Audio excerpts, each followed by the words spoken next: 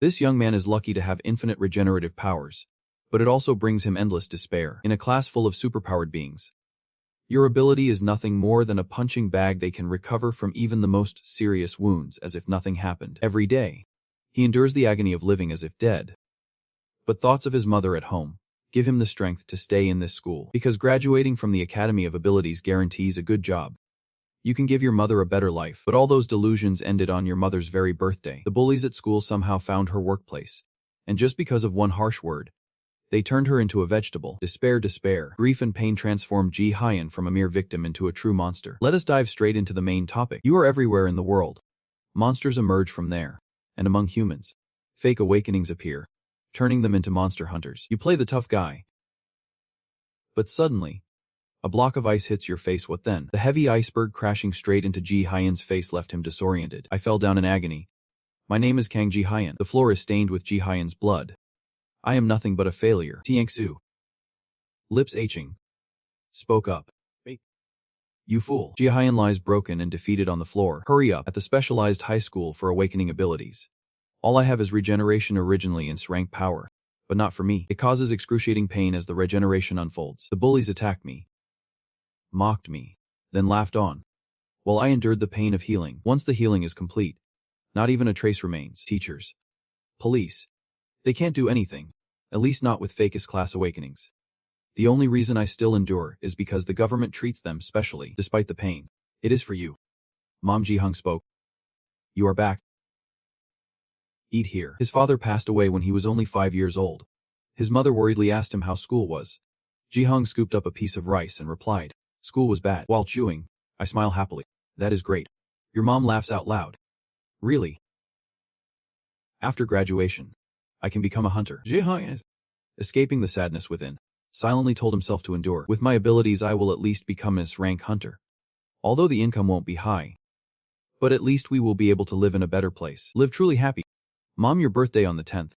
Marked on the calendar. I thought so. Until those bastards showed up. They turned my mother into a vegetable. They said it was an accident, by chance. They came to Mom's shop. Tisu admired. Her nest is real. He confidently took Ji Hyun's mother's hand. I am the awakened one. What do you think? I created diamonds. His friends laughed loudly.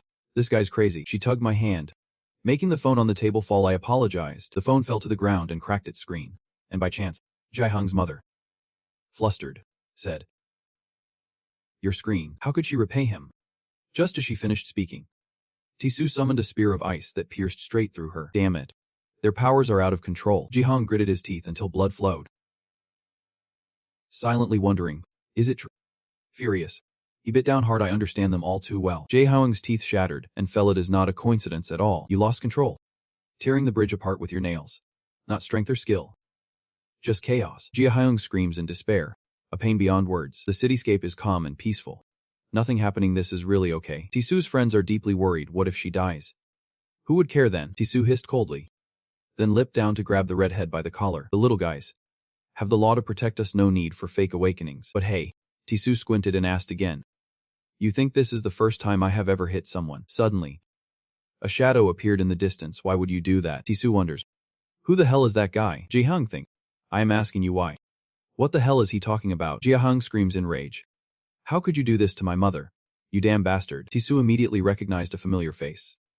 He asked in surprise, is that your mother? Ji Hyun's fierce gaze at the bullies, so young, so bold. Damn it. Really? Just after saying the name Tisu, he flicked his hand and stabbed the diamond stake straight into Ji Hyun. He boldly went straight for Ji Hyun. I almost flirted with her too. Damn it. She was really lucky. Ji Hyun struggles, clutching the diamond stake with both hands. He struggles to pull it out of his body. What is that? Though in pain and tears falling, Ji Hyun never gave up. He suddenly pulls out the diamond stake from his body in one swift motion. A large hole appeared on his body, but it quickly sealed itself up. That is why Ji Hyun convulsed. Racked with sharp pain, he bit his lip, eyes blazing. Damn mutt. All Ji Hyun got in return was Tisu's faint, whining cry. He points to the sky, commanding countless stakes to rise. He paused for a moment, then gently brushed his index finger down. Ji Hyun's piercing cries echoed through the space, one after another. Your lips are numb. Who do you think you are? He looked down on Ji Hyun, who was pierced by many stakes. Loser. Suddenly Ji Hyun tensed up. He growled, breaking free from that stake. Ji Hyun advances slowly, madness in his eyes. You are a damn son of a bitch. His frail body, drained of blood and strength, Took slow steps toward the bullies. Su's smile was a mocking sneer. It is really determined. Let it know. Nodded slowly, watching Ji Hyung writhe in pain. His eyes flickered with a flash of golden lightning. The space instantly drowned in a blinding electric light. Ji Hyung's body was engulfed by a surge of high-voltage electricity. Ji Hyung's weary legs gave out. As if he had no strength left, he collapsed. Paralyzed. Unable to do anything. A trail of blood drags along with a diamond-studded tiger claw piercing through the body. Their footsteps echoed one after another. Now, Ji Hyung struggles to move his body. He grasps Tisu's leg in a grip of utter hatred. Ji Hyung tenses his face, issuing a silent threat. Where do you think you are going? Tisu scowls with irritation, then deliver a powerful punch right to Ji Hyung's face, one after another. 5 punches, then 5 more, all landing on Ji Hyung's face. You should be the one protecting your mother. Why are you acting like this to me? Tisu, furious, punched Ji Hyung mercilessly. In Ji Hyung's eyes, pure white as if unconscious, refusing to back down. He tensed his face and bit down hard on Tisu's hand. Tisu clicked his tongue in disdain and muttered an order. Hey. Sandman. The Sandman tilts his head in wonder. Tisu responds. Dao leaves. The Sandman follows, digging a small hole beneath Ji Hyung. Ji Hyung glares with hatred. You bastard. What are you trying to do with that knife? Tisu smirked, covered his mouth, and Hen reached out his hand toward Ji Hyung. The ground instantly sprouts countless deadly red spikes. Damned.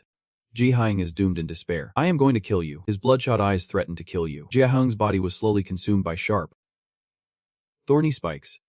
All of them. Ji Hyung watches Tisu's retreating figure. Certain Tisu smirks provocatively, daring him to try. Saying that, he turned and left.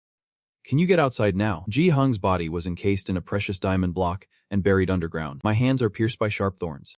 Ji Hyung is completely trapped inside. Damn it. He bit his lip angrily until blood flowed out. Damn it.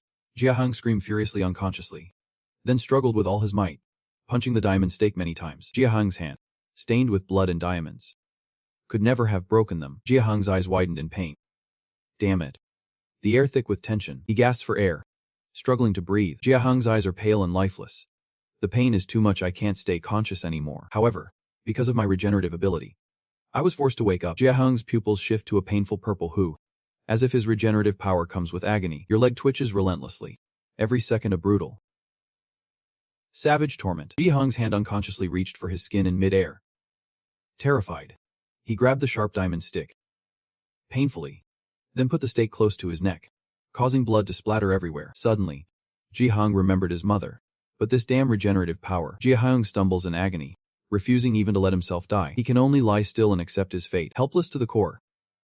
Powerless. Yet mother is still holding on. Ji Hyung's resentment is unbearable. Yet he must endure. In this scene, I will step outside. Ji Hyung tells himself that no matter what it takes, no matter how long it takes, he will punch the barbed stakes once more no matter what. Each crushing punch felt like blood pouring out. I will get out. I will survive out there. That city remained peaceful, as if nothing ever happened. The broadcast system beams onto the big TV screen. Let us welcome the live stream meeting with the hunters, featuring the famous rank hunters. Those 3 are known for their kindness.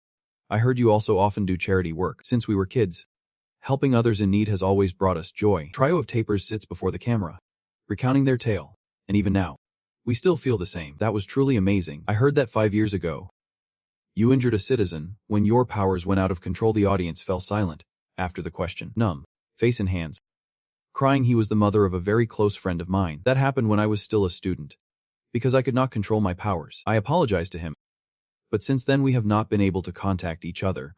I want to apologize to him once more. I swear. Before I could finish, the door suddenly flew open and slammed straight into Tisu. The door slammed into Tisu like a gust of wind, but he caught the blow with his diamond arm. Tisu tilted his head to observe what the hell. The entire auditorium erupted into chaos. That monster, sharp feet pounding the ground, running forward. It takes each step ahead. That monster stood frozen before the stunned crowd. Tisu cautiously watches the monster, and in the next moment, it leaps up. It swiped its claws right before Tisu's eyes. Ji Hyung remains trapped inside the diamond block, punching unconscious. Time has passed. How long now? Months. Years. Yet the diamond remains unscathed. But there is one thing: my regenerative ability is unlike anyone else's. Repeated injuries triggered overproduction, and I regenerated into a stronger version of myself. There was a time when my outer bones emerged. During that season, I destroyed my entire body and rebuilt every limb, playing with my own flesh, gritting his teeth through the pain. Ji Hyung's entire body felt utterly shattered. Blood sprays wildly, flesh torn apart, bones shattered. Pain so intense it surpasses death. Ji Hyung's eyes slowly turned a deep, painful red. I told myself, No matter what, I would keep going. A deep red wound appears, revealing a blood-red figure. Jiahong's pupils have turned completely red right now. That monster's punch slammed straight into Disu's face, sending him flying back into the wall behind, though Kun Hai could not believe what was before his eyes. His eyes narrowed in fear. One body. A monster made entirely of bone and blood. Jihong still remembers that moment. Kill me if you can. If you can get out. Though and his men dealt with the people on the spot, staring at the monster before them. Jai Hyung. I am going out now.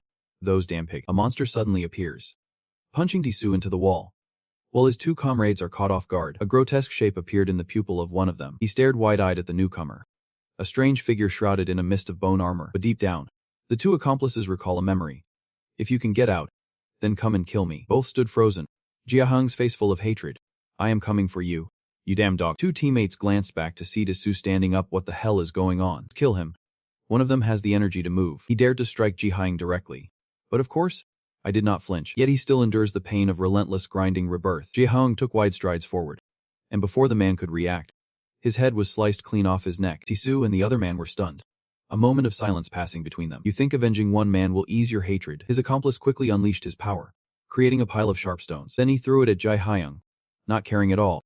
Just glance back. However, that guy's skills go far beyond just throwing stones. He weaves a cocoon around Ji Hyung, trapping him tightly inside. Ji Hyung clenched his teeth as, with a sudden crack, the stone cocoon shattered into pieces. He lunged forward and grabbed his jaw. He tears it apart fiercely, while he clutches his mouth, gasping for breath. Ji Hyung raises the blade growing from his arm, ready to deliver the final blow. Blood splattered everywhere as Disu waited for the moment his comrade was killed, then struck from behind with diamond fists in a surprise attack. He slammed Ji Hyung's head down, the bones at the back of his skull cracking, as if the diamond on his fist shared the same fate. He raised his hand, both terrified and filled with hatred. Thousands of arrows streak across the sky, all aimed at the building. He pointed down, giving the order, and the arrows rained down all at once. They are embedding themselves into Ji Hyung's body. Disu stood frozen, watching him pierced through by hundreds of arrows. Ji Hyung tightened his collar and stood up abruptly. He slowly pulled his body away from the bandages, blood streaming down. Su's face went pale.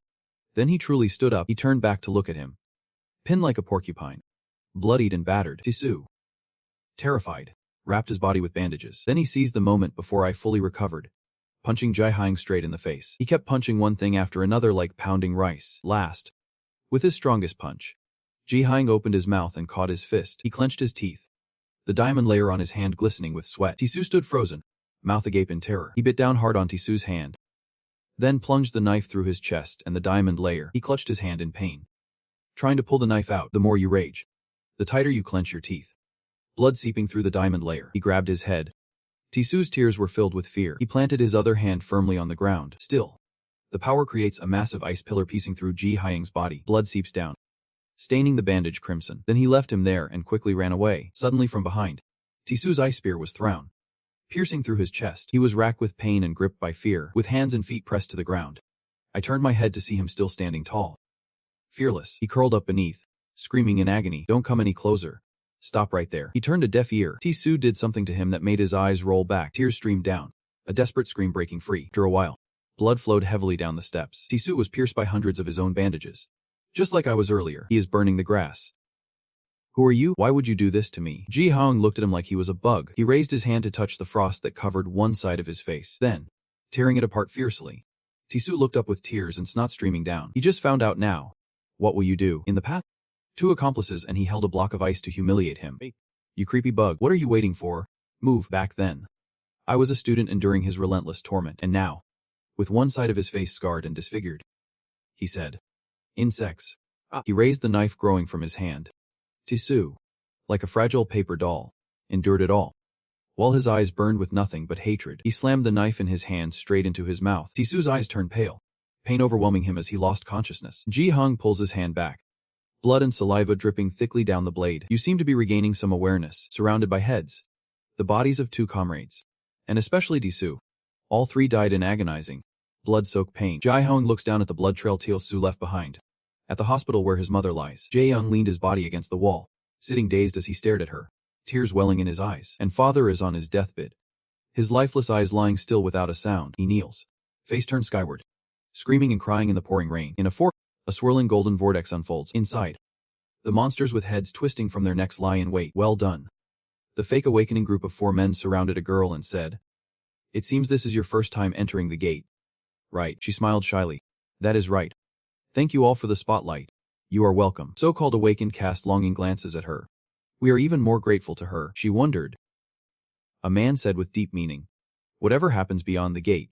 She woke up. Wait. What? Another name for restraining her hands. Sometimes it takes a whole month to break free. I am really looking forward to spending that month with her. The girl could do nothing but shed tears. The rope behind. The man's head spun and slammed straight down. The others turned around in shock. What the hell is that? Is he? A ghost appeared, shrouded in mist like a monster, staring at them intently. The group quickly unleashed their powers. The monster is not dead yet. Kill him. A barrage of skills rained down on him. The ghost seemed almost pleased. A swordsman charged, swinging at him. The sword shattered into pieces. He countered, sending a second head tumbling down. Then the third. The fourth. The ground piled up 4 headless corpses. He stepped toward the girl. She huddled in a corner. Sobbing. He watched her cautiously. Doing nothing. She seemed to realize it. Sniffled. Thank you. Thank you for saving me. Before she could finish, the 5th head fell. Flashback to when he killed Tasu. As he knelt, wailing, a voice sounded behind him. All right, no hard feelings. How do you feel now? He asked cautiously. Who are you? She introduced herself. I am Jim J. Ren, president of the Korean Hunters Association. You turned around. How do you know me? She explained.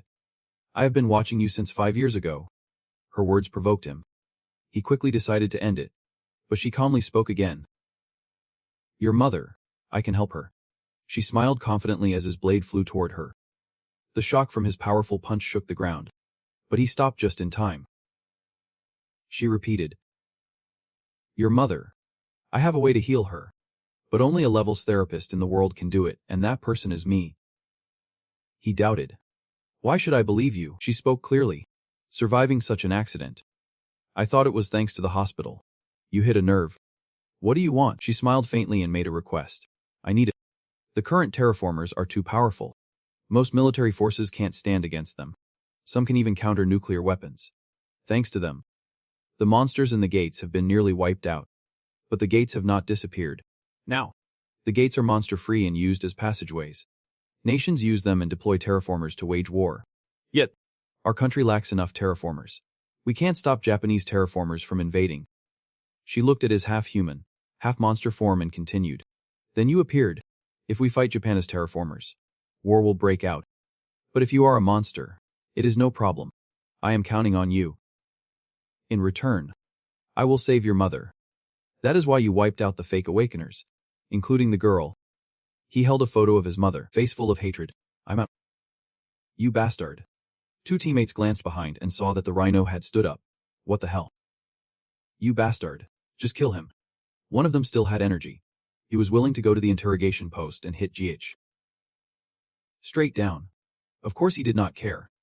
However, he still suffered the pain from the regeneration of his teeth, taking each step forward. Before the man could react, his head was sliced clean off. Stunned.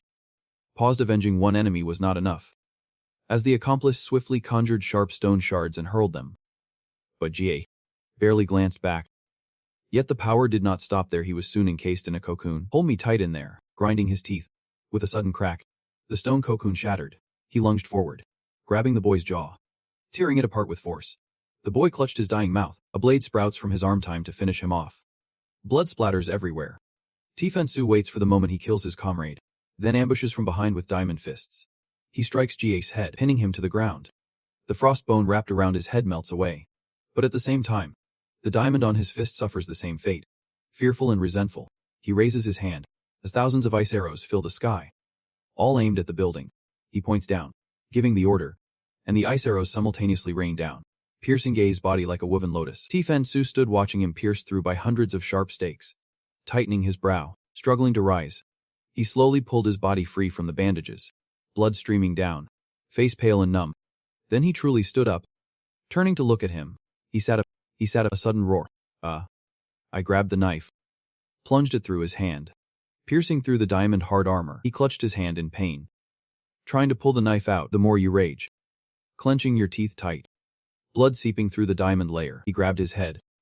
Tiksu's eyes brimmed with fearful tears as he braced his other hand on the ground. Still, he conjures a massive ice pillar that pierces through Ji Hyung, blood flowing down. staining the ice crimson. Then he left him there and quickly ran away. Suddenly from behind, Tiksu's ice spear was thrown, the blade piercing through him. He was in pain and fear, pushing down with all limbs, turning his head to see him still standing tall. Fearless, he curls up beneath, screaming in agony, "Don't come any closer. Stop right there." He ignored it. Tiksu was hurt by him, his eyes rolling back, tears streaming, screaming out. After a while, blood flowed heavily down the steps. Tiksu was pierced by hundreds of his own bandages. "Just like I was earlier. He is following the trail." "Who are you? Why would you do this to me?" He looked at him like he was a bug. He raised his hand, touching the frost that covered one side of his face, then tearing it apart fiercely. Tiksu looked up with tears and snot streaming down. "He just found out now. What will you do?" In the path, 2 accomplices and he held a block of ice, mocking him. "Hey, you creepy bug, what are you waiting for? Move." Back then, I was just a student enduring his relentless torment, and now, with one side of his face scarred and disfigured, he says, "Insect." He raised the knife growing from his hand, then fiercely slashed and stabbed him again and again. Tiksu, like a fragile paper doll, endures everything, while he is consumed by hatred. His eyes sharp with fury, he slammed the knife in his hand straight into his mouth. Tiksu's eyes rolled back in pain as he lost consciousness. Jiyu pulls his hand back, blood and saliva dripping from the blade. He seems to be regaining some awareness, surrounded by the heads and bodies of 2 comrades, and especially Tiksu. 3 men died in agonizing, blood-soaked pain. The shadow of Gihe looms over the blood-stained Txu, left behind at the hospital where his mother lies. Jehu covered his body with a mat, sitting dazedly as he stared at her, his eyes brimming with tears. Father is on the brink of death, his lifeless eyes lying still without a sound. He kneels, face up to the sky, screaming in the pouring rain, as a golden vortex opens in a forest clearing. Inside, the reckless monsters lie dormant, waiting to awaken. Well done. The fake awakening group of 4 men surrounds a girl who says, "It seems this is her first time entering the gate." "Right," she smiled shyly. "That is right. Thank you all for the spotlight. It is nothing." Those fake awakeners look at her with envy, but we are even more grateful to her. "You are wondering." A man spoke with deep meaning. "Whatever happens beyond the gate, she will rise." "Wait, what is this?" Another name for holding her hands up.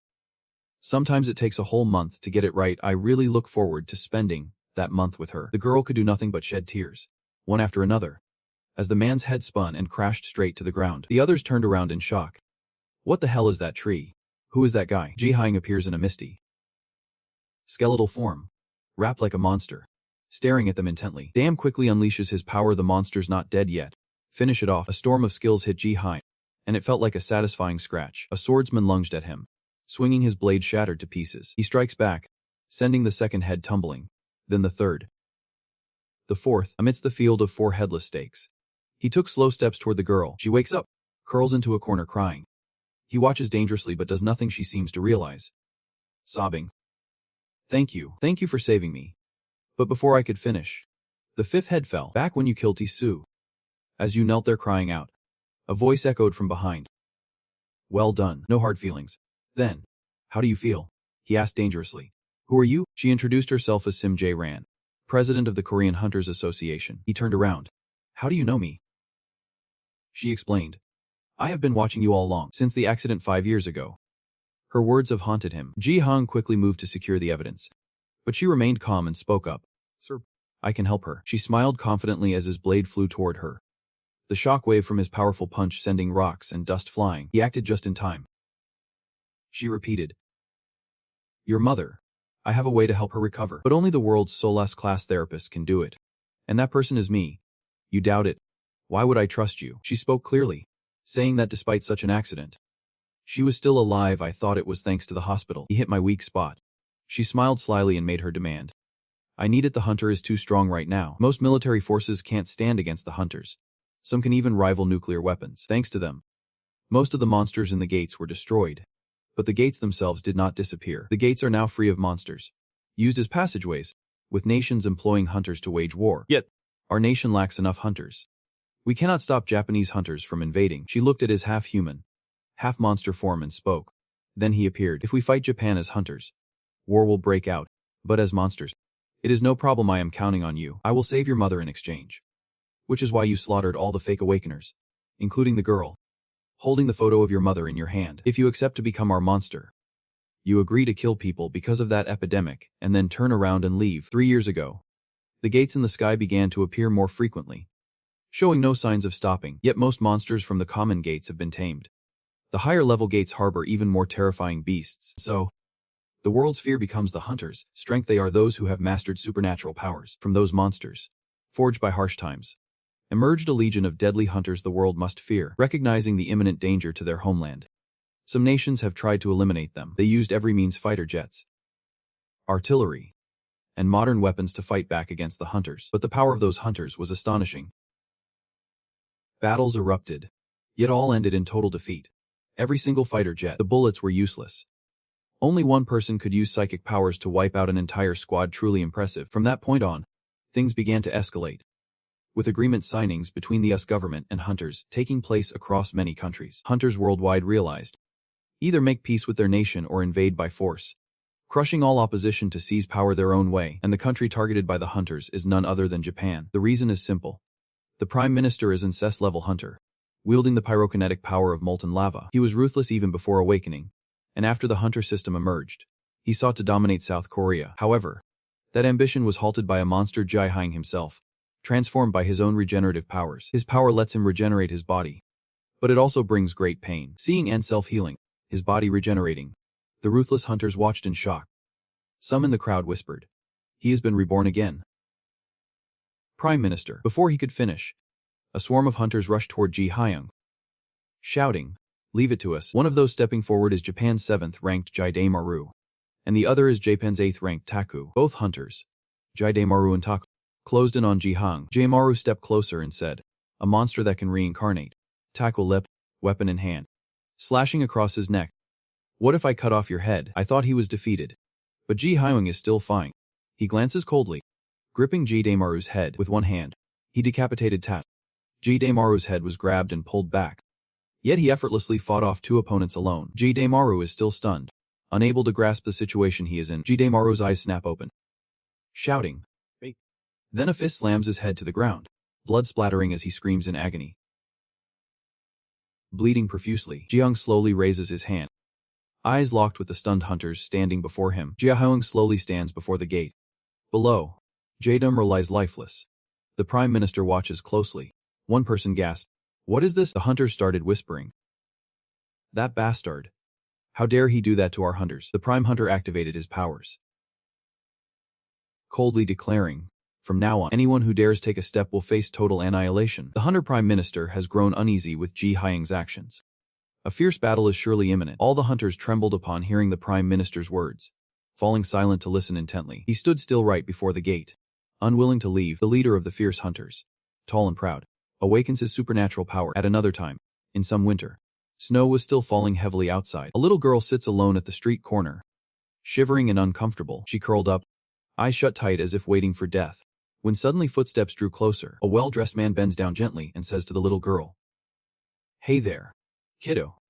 What are you doing here?" The little girl slowly opened her eyes and looked up. The man gently leaned closer to the little girl. The little girl was freezing, yet she forced herself to look up. The man sat down beside the little girl, who looked puzzled and asked, "Who are you?" The man said nothing, but looked up at the roadside sign. The man continued, "It is very cold." The man takes off his coat for the little girl, then gently takes her hand and leads her along with the uncle. Footprints kept imprinting on the snow-covered road as he walked by. The man asked, "Hey kid, what is your name?" The girl looked up shyly. That was Kaguryu. Back to the present. The Prime Minister is transforming, magma slowly emerging across his body. Jae-hyung still stands right here, smiling and lost in thought. The Prime Minister gradually reveals his power. Jae-hyung gently raises his hand to shield against the lava unleashed by the hunters. The sssrank Hunter Prime Minister's strike was different. It sent Jae-hyung flying back, unable to resist. Before I could react, the Hunter Prime Minister swiftly moved to Jae-hyung's side, gripping his shoulder and readying a strike from behind. And then the Hunter Prime Minister pierced right through his body with his molten lava power. Jae-hyung screams in agony, mouth wide open, tongue moving frantically, trying to say something. In agony, Jae-hyung's screams echoed to the heavens. Though he was the creator, he alone fully felt the pain. Hunter Prime Minister is bloodthirsty, determined to defeat everything. His body pierced with a huge hole in the stomach, his eyes torn out. Yet, surely, Jae-hyung can still regenerate. His eyes leave the man but keep staring at the Hunter Prime Minister. That is still not enough. The Prime Minister keeps attacking, unleashing a pillar of lava crashing straight down from the sky, aimed directly at Jae-hyung, and then the lava column reached his position. From afar, Everyone watching the Prime Minister Hunter fight could not help but exclaim.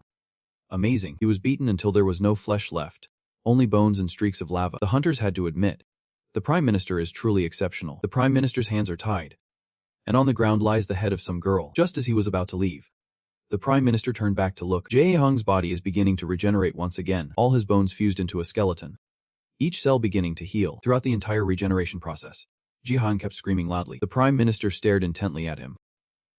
With this, the rebellion was over. A man and a woman stand on the rooftop of a building, surrounded by countless human corpses. The man spoke up.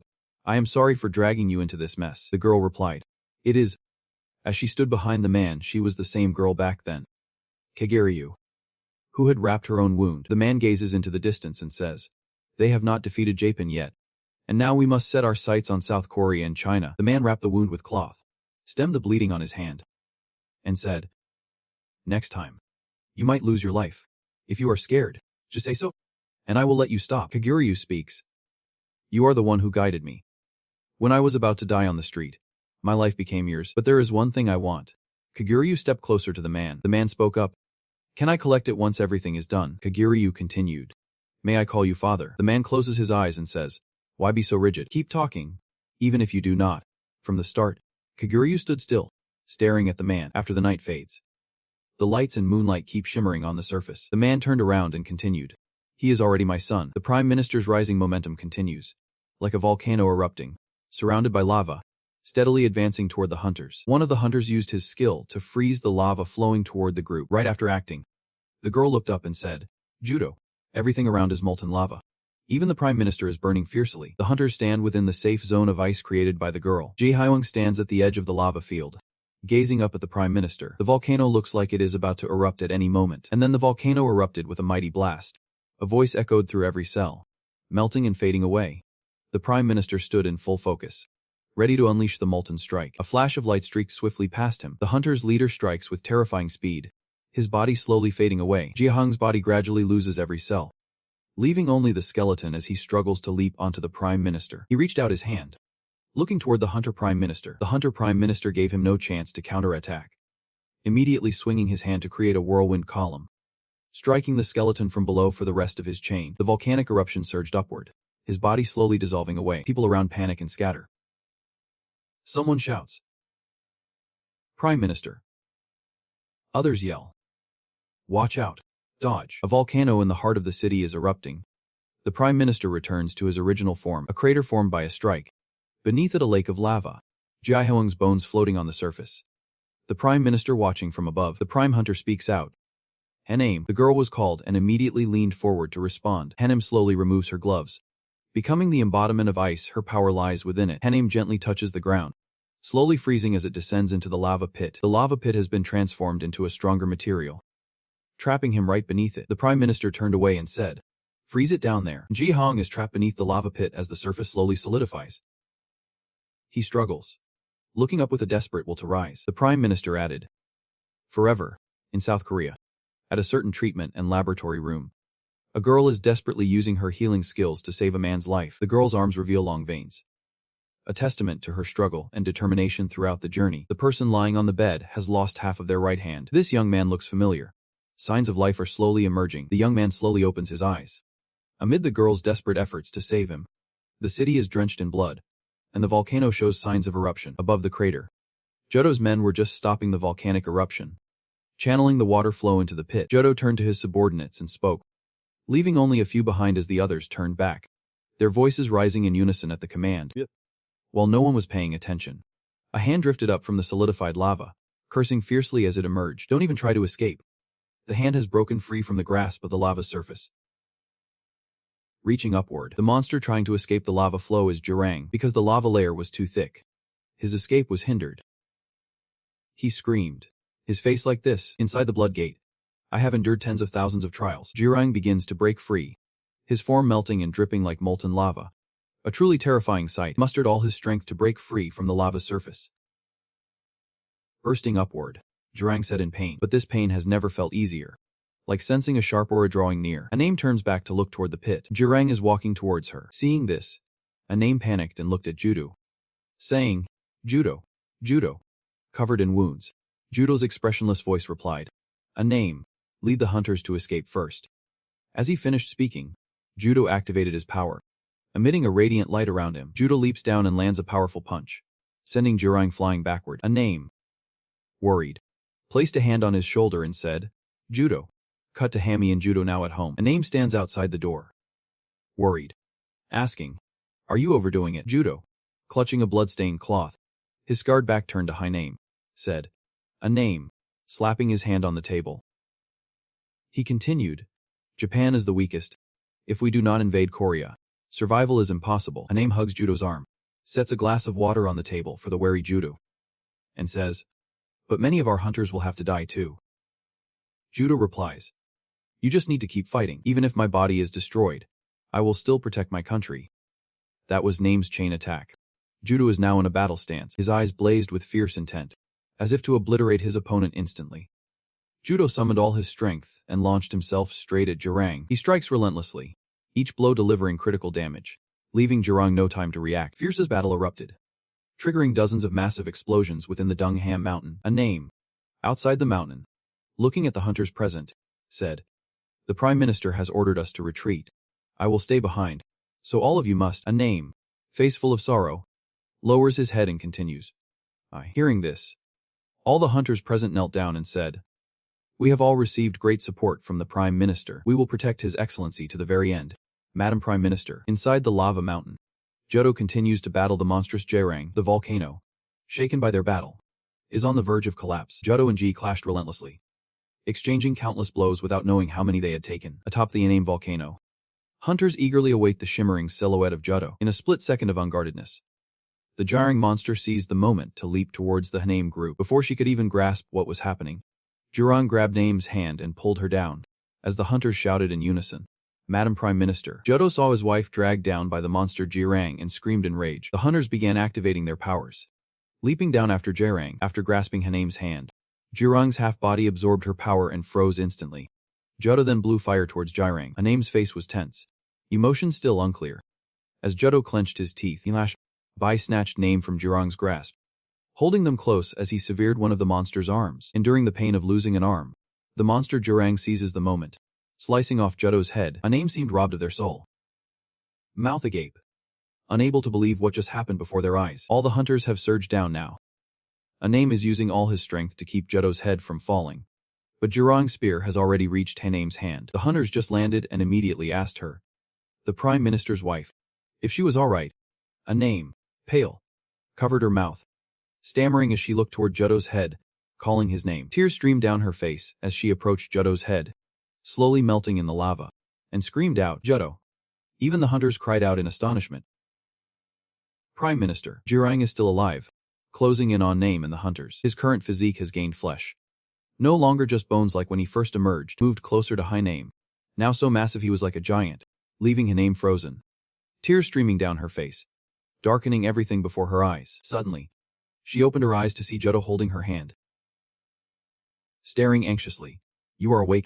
A Name, shattered, clung to Judo and screamed, Judo, I just had a nightmare. Judo does not understand what Name dreamed of but anxiously calls her name. A Name. He looks into Name's eyes, gently reassuring, it is I. Do not worry. A Name closed her eyes and kissed Judo. When she opened them, she stared wide-eyed at the head of Judo, severed from his body before her. She opened her eyes, returning to reality, only to find that the hunters had been slain by the Jurang monster and were slowly sinking beneath the lava. And for reasons unknown, Jurang spared her life instead of killing her. Unable to accept what was happening, she raised her hand and froze herself. Jurang walked on without looking back, opened a door, and stepped inside, vanishing from sight. Cut to South Korea. At the Mana Stone warehouse, Tesu stands firm.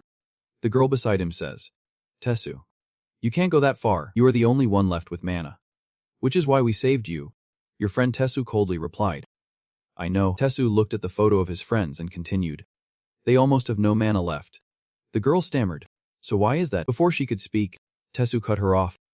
The sneakiest bully I ever had in school has escaped the blood pact and killed me. And the one Tesu is talking about is none other than Jurang. Mentioning Jurang, Tesu clenched his fists in bitter anger and said, that damn fool. Tesu is the leader of the secret cockfighting club. He strips off and throws away his shirt. The girl, stammering at the sight before her, said, Sir, You have now as rank hunter.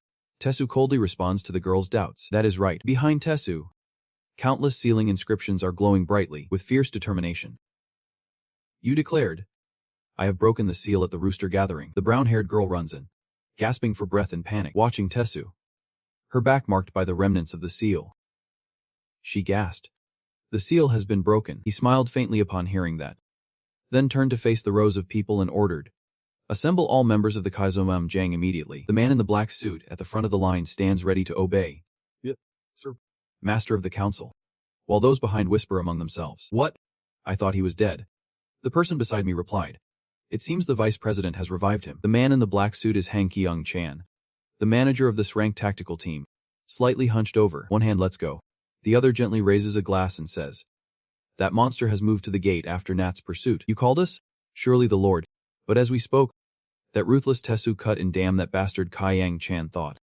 Truly the master of our fate. Then he stood up straight and said solemnly, the tactical team of the Kong Chan Association swear on our lives to support you wholeheartedly. Without a word, Tesu strikes Kai Yang Chan's neck, his head falling from his body. Then Tesu bent down to catch Kai Yang Chan's head. Kai Yang Chan's eyes widened, tears and snot streaming backward, mouth agape in shock. The three surrendering men nearby glanced over. The red-haired one in the middle spoke up. Master. Tesu acted as if he did not hear, looking at Kagang Chan's head in his hand, saying this guy was originally the vice president of the Korean Hunters Association. Kai Yang Chan's eyes widened, mouth agape, as Tesu continued, saying that since he merged the association 3 years ago, Kang has been able to dominate Korea. Without thinking, Tesu wrapped his entire hand in a red aura, surrounded by golden threads that seemed to coil tightly around it. He continues, with his rank remote control skills. Just as he spoke, the red-clad guy was grabbed by something at every joint. His face twisted from the physical impact. Blood splattered across the faces of the black-haired, bull-coming. All the brown-haired girls nodded, but no one spoke up. They all gritted their teeth and endured as if nothing had happened. Remember when Tesu was still sealed on his back? The brown-haired girl asked him, is it really necessary to break the Lord's seal? The sealing runes on his back glow as the girl continues. Your skills, sir, are cursed. Back to the present. He kneels on the ground, head bowed, staring at his skillful hand stained red, blood splattering his back. No.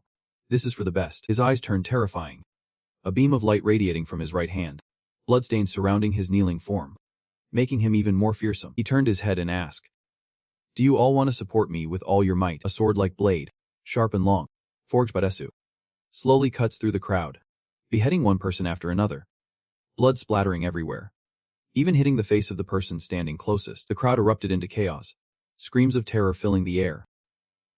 Surprisingly, 1,528 still survived. Tesu seemed to go mad, his eyes wide open, shouting that he would sweep everything away. In the blink of an eye, he wiped out every hunter present, leaving a blood-soaked battlefield strewn with countless corpses. The brown-haired girl, clutching her face in despair, asked softly, are you okay? Tesu stepped over the bodies he had just slain, calmly replying, that bastard killed the Sess.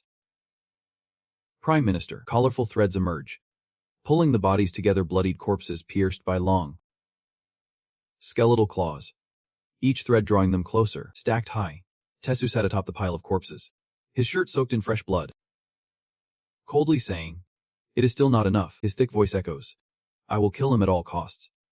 You bug. Jae-hung. Tesu lifted his head, his blue eyes flashing, blood still fresh on his face, saying coldly, I will fly over. At some landing gear beneath the night sky, Lai Yu-min stood alone before a green space gate. From beyond that gate, Jae-hung stepped out. Yu-min spoke. Welcome. Cut to a high-rise building, where I am about to begin the recovery process now. Ye Yu-min stands by Jae-hung's mother's bedside. My srank healing skill will restore each injured cell using my mana. Jae-hung stood there, turning around to look through the hospital room glass. That girl continued. It would take quite some time, but I will definitely save her. Then Yu-min staggered to his feet, clutching the wall and covering his face, saying, haha, as long as I do this every day, your mother will wake up next week. No sooner had she finished speaking than she collapsed, sending her subordinates into a panic. Chairman Gi-hung stood there, unmoving, exhausted to the point of a nosebleed. Ji-hung finally speaks up. This process drained an immense amount of her mana. Why did she have to go this far? Hearing that, Yu-min grasped Gi-hung's hand, her nose still bleeding, drenched in sweat and stench. She looked up at him and said, because we must live. Suddenly, The spot Yu Min was holding glowed green. Startled, he pulled back his hand. Seeing this, Yu Min lowered his head and smiled faintly. But as I thought, his beast transformation still continues. Even without the blood moon, Yu Min donned the cloak, stretched out her hand, and a green aura pulsed from her palm as she spoke.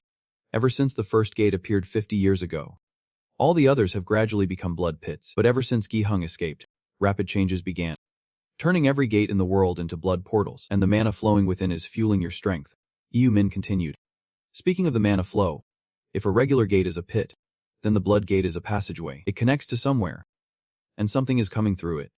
Something that is looking for you. Monstrous beasts and skeletons in tattered clothes emerge from red gates everywhere, filling the city with a sea of crimson portals and desperate screams for help. People are rushing in all directions. Vehicles crashed everywhere. Some trapped, damn it. A horde of terrifying monsters ravages the entire city.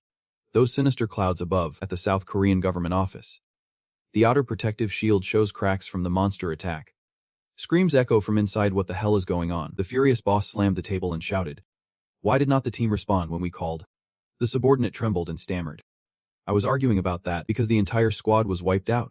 The superior officer shouted in response. What? Why? We do not know either. What should I do now? Should we call for international rescue? The superior immediately denies it. That is no different from self-destruction. For now, declare martial law. The subordinate heard that and raised an opinion. But the military would be ineffective against it. The boss shouted loudly. Cutting me off, what else could I do? He quickly whispered in my ear, saying, the gang called him is not all of us. He thinks carefully. There are still other hunters out there. South Korea's second-ranked association. Jutsu Association. Grade A. Gen Yujin. Grade A Kangsi He. South Korea's third-ranked guild. Vin Nin Guild. Grade A. Vinny Nin. Grade A. Kwaiman Esper. Number 4 Korean Association. Ang Hadakao Association. Leveling Hadaka. Level Anam Jun Yang. They appeared simultaneously beneath a monstrous creature. He threw a single punch, and all were defeated. From high above, Ji Jiang saw everything and screamed in shock. Damn it. Was it all my fault? Yumi stood nearby, arms crossed, watching intently. What will you do now? She asked. A short-haired girl is running, then falls, lying in the middle of the road. From above, Ji Jiang leaps down, sending ripples across the water where he lands, his eyes bloodshot. He looked up. When I died in the blood gate, the mana there tried to turn me into a monster. I could hardly bear it. Or so I thought. But it turned out not to be so. It is just that this mana is not enough to kill me until I become a complete monster. You grit your teeth, remembering the image of my mother lying motionless on her hospital bed. I finally found peace after she was healed. He lunged forward, grabbing the monster's head, attacking fiercely as he shouted. Why won't you leave me alone? Is that him? A dangerous-looking monster sitting confidently on his grand throne. Pondering, the one who made the water stain through the glass. A strange hand presses against the ground on the other side, above that branch. Countless holes like eyes open wide. Deep red, surrounded by a blood-red hue. Jiang said firmly and powerfully. I will take care of all the monsters. Stay safe and heal my mother. Next, Yu Min coldly gazes out the glass and replies. Understood. I will treat her in the association's hidden basement. Outwardly, Yu Min only said that to Ji Hyung, but deep down, he wanted to urge him to fight fiercely. At this moment, Ji Hing stepped outside and began battling the grotesque monsters, using powerful strikes to defeat each one charging at him. Ji Jiang's strike sent the watermelon smoothie of the monsters flying everywhere. As he fought, he kept a close eye on them. These monsters looked strangely familiar. Together with the gang we have fought at the Blood Gate for 5 long years. Ji Jing's bloodshot eyes, filled with death, constantly watch every move of the monsters and their tentacles. Then Gi Jiang gazed at the blazing red portal hovering in the sky.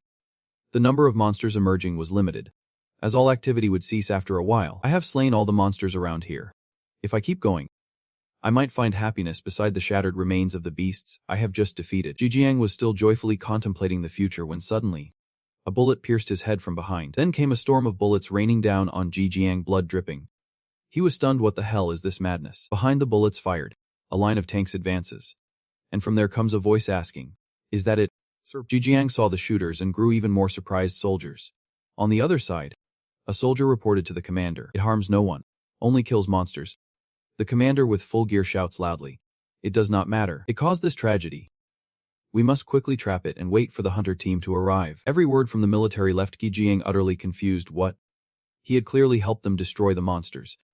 So why were they trying to arrest him now? With a thunderous roar, The tank fired its first shell. Using the tank shells fired one after another aimed straight at Jijiang. Boom. Boom. The artillery shells exploded, lighting up the entire area. The rapid, relentless barrage from the tanks forced Gijin to shield himself with his own body. Damn it. Those bastards. In agony, he covers his entire face with his hands, peering through the gaps between his fingers as bullets keep raining down from the front. Jijiang's eyes filled with despair, tears of anguish falling. Then suddenly, a massive artillery shell hurtled swiftly toward him. The city lay in ruins, scarred by relentless attacks. The sky burned red. The stench of blood hung heavy, and flames still flickered across the ground. Hong is still struggling to move toward the space gate. As he drew closer to the gate, fiery red and ominous black rays emanated from it, carrying a powerful force. Lai Yuman appears to remind you. But be careful. The blood gate has already opened. Jijing still has those deadly, tormented eyes. He can't stand upright, bending over to look through his legs and see the ravaged corpses behind him once again. A voice echoes in his mind, making it hard to stop the transformation into a monster. Hearing that voice, Jijiang grew suspicious, then gradually lost consciousness. Eyes closing, Jaihong appears in the classroom, lying on the floor, her body convulsing in pain. His body bears fresh wounds, clear and raw. Jijiang cried out in pain, but no one in class noticed. Only the boy still breathing softly turned back to look at Jijiang. A fleeting memory surfaces. A brief conversation between Ji-hung and blonde hair. Those bastards. And Tetsu and those scumbags, why do they always pick on you? Blonde clenched his fists in anger, punching the wall, while Gijiang just leaned against it, smoking. Jijiang said, I tremble because I am easy to bully. Her face covered in wounds and her body stained with paint, said, you will be beaten by them too, at school. Just pretend you do not know me. Hearing those cold words from Jijiang, blonde hair felt uneasy, like a chess piece, hearing his childhood friend say such words. Golden hair angrily grabbed Jijiang's collar, no longer holding back. Jijiang's grown up. Hong, are you crazy or what? Ji-hong's bruised face avoids golden hair's gaze. Fear not of blows but of her friend's worry. Blondie did not know what to do when looking at that face, so he angrily let go. Forget it. Damn it. Then he turned away in anger, leaving only one sentence. Get lost, before fading into the distance. That is how my childhood friend, who left me, Jai-hong, still remembers the silhouette as the blonde slowly walked away from him. Or maybe that is just what I think back in the classroom. He still lies in pain on the floor, yet deep down, he remembers his friend, but in truth, he was gathering evidence. Blonde just turned his head to look at Jijiang.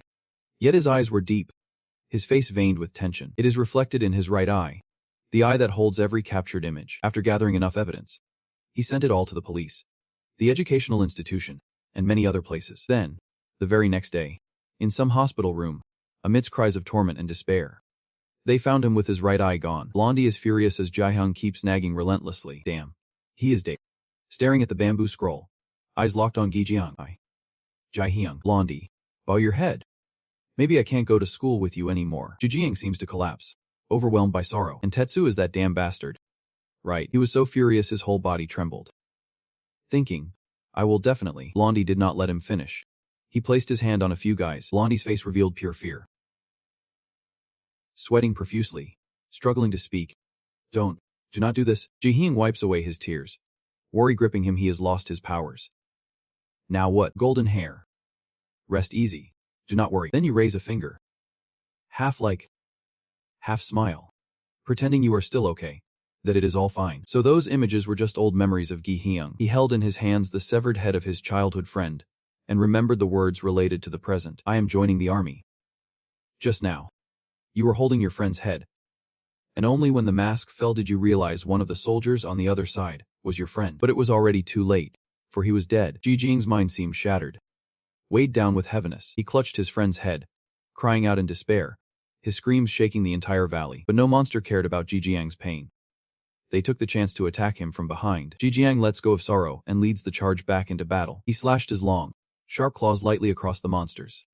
Jijiang's screams blending with the creature's howls, echoing through the valley. From the space gates, monsters relentlessly burst forth, surrounding Jijiang and attacking him. At the presidential building, shielded by a protective barrier, the monsters can only circle outside.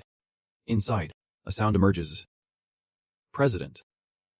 This thing. What the hell is that? On screen, Jijiang battles monsters as two men watch. In response to the earlier question, another man said the monster killed the head of the Kyung Kang Society and the former Japanese Prime Minister. He continues to say that the one responsible for the current chaos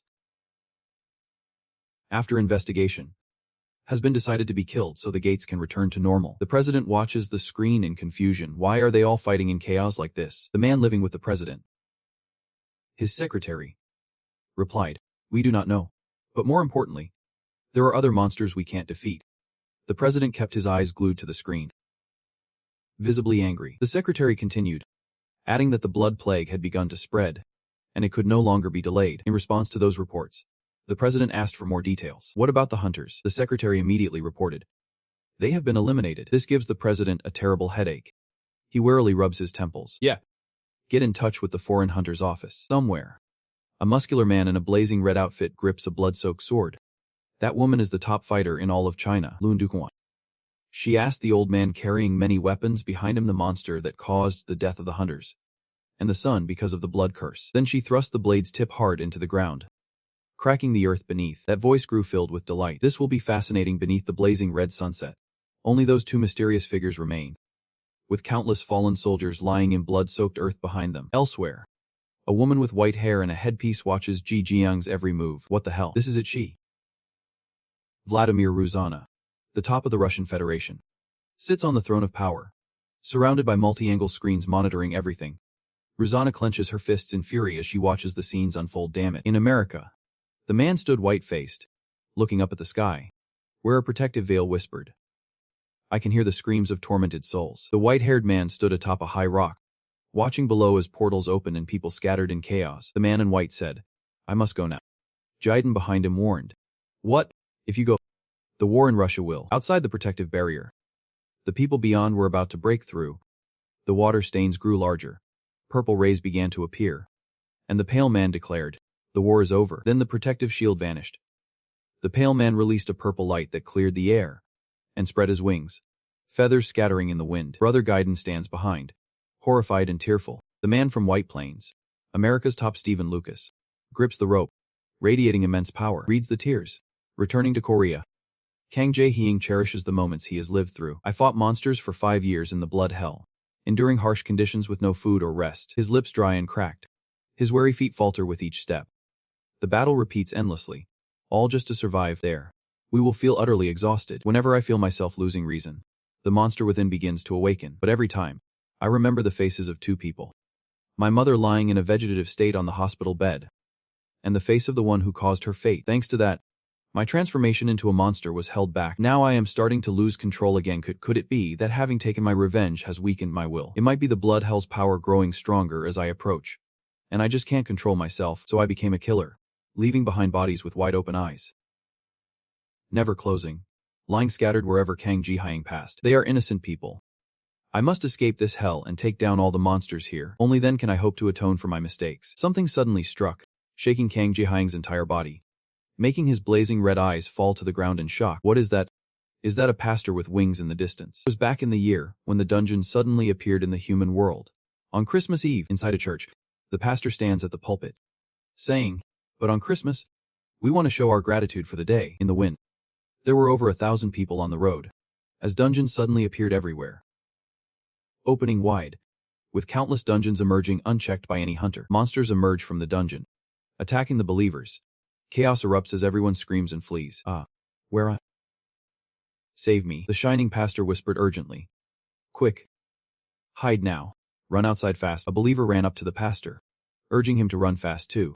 But the pastor insisted the believers must be safe first. "A vile monster has targeted the pastor." "Oh, pastor."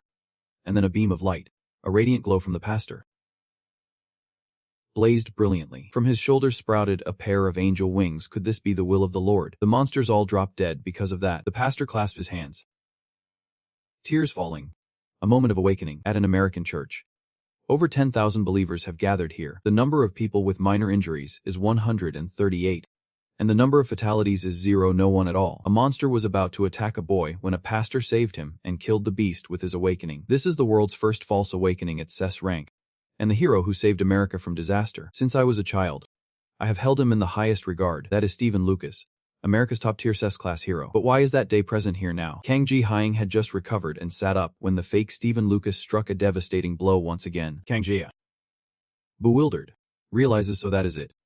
They must have come here back then to destroy the monster. Stephen Lucas kept his gentle expression and a smile on his lips, as he usually did, saying, "This damn monster seems to have quite a long life. Kang Ji-hyang has recovered once again. Was it because of me that he was here?" Before Kang Ji-hyang could recover, Stephen Lucas was ready to kill him once again, clasping his hands and closing his eyes as a holy cross flew out, piercing Kang Ji-hyang in midair. Kang Ji-hyang was utterly shocked, struggling to break free before falling to the ground, seeing Stephen Lucas seemingly still not letting go. Among the false awakenings, they communicate without language, using the magic between them to understand each other's thoughts. Kang Ji-hyang is painfully lonely. "But I am not a monster." Stephen Lucas stopped, then asked, "Who are you?" Kang Ji-hyang kneels on the ground, pleading, "Please. That day. Please listen to my story." After Kang Ji-hyang shared her painful story with him, Stephen Lucas bowed his head and said, "So that is how it is." He shed tears, black as night, then stepped forward to embrace Kang Ji-hyang, comforting her. "He must be so tired. What is his name?" "I'm Kang Ji-hyang." "Stephen Lucas. Remember my name. I have always fought to save humanity. But today, I have killed too many to never forget those things. To atone for my mistakes, I have carved all their names onto my body." Then Stephen Lucas took off his shirt, revealing his entire body covered from head to toe with the names of those he had killed. Kang Ji-hyang's eyes widened. She could destroy all those monsters, but doing so would expose the world, leading to even more deaths. Stephen Lucas raised his hand near his neck. The word slowly appeared as Kang Ji-hyang's name. "He was about to kill you to save humanity. I am truly sorry." Kang Ji-hyang's eyes widen as her name slowly appears on Stephen Lucas's skin. Why does no one understand his pain? Stephen Lucas then pointed directly at Kang Ji-hyang's head. A storm surged, and he whispered, "I will have to kill you." At this moment, the high-rise building is barricaded to protect against the flying monsters swarming around. Inside a room, Lil, the head of the Korean Welders Association, watches Stephen Lucas on the screen. With Kang Ji-hyang's mother sitting before her, the girl outside is deeply worried for the guild leader. While inside, guild leader Lil Mine's blue eyes are bloodshot, tears and blood continuously streaming from his mouth and nose. From the Russian mainland, curses ring out, "Damn that bastard Lucas. He single-handedly flattened the battlefield, and now he is invading Korea too." Could it be that all this time he has been holding back? This woman with the fur hat and iron leg is an SS-class Russian elite named Vladimir Uzanar. At this moment, her subordinate on one side of the screen clutching his injured arm reported, "We have already lost up to 80% of our combat strength. We can't hold the position like the Queen's Guard at this rate. Hunters from other great powers will swarm in there." Vladimir Uzanar bit his lip. "Damn it. If only I could catch that monster. I would." At that moment, two people entered the grand hall, confidently telling Vladimir Uzanar, "Let me handle this. The very kid who turned our mother into a vegetable." The monster Vladimir Uzanar mentioned and wants to capture is an Arctic beast. Extremely brutal. A first-class S-level demon beast. A massive body, grotesquely large arms, and a pair of horns atop its head. The moment it appeared, Russia's Arctic base was reduced to rubble, completely blind to the gates and beasts. The Russian government mobilized all forces, but only met devastating defeat, forcing them to use half of the nation's nuclear arsenal. Nuclear warheads fired towards the Arctic struck the phantom beast, but fatefully, it did not die. Amid the non-magical assault on northern Russia, the nuclear bombing left the land heavily irradiated. Since then, it has become the ideal land of the beast spirits. The demonic beasts are multiplying rapidly, led by that SS-grade demon beast. Russia declared war on the US to reclaim its resources. The green-headed black says loudly, "I will kill that beast." False awakener Vladimir Rozana steps down. "So you are the sssrank hunter from Korea?" How ridiculous. She stepped before him, coming without permission. "What kind of sssrank is that?"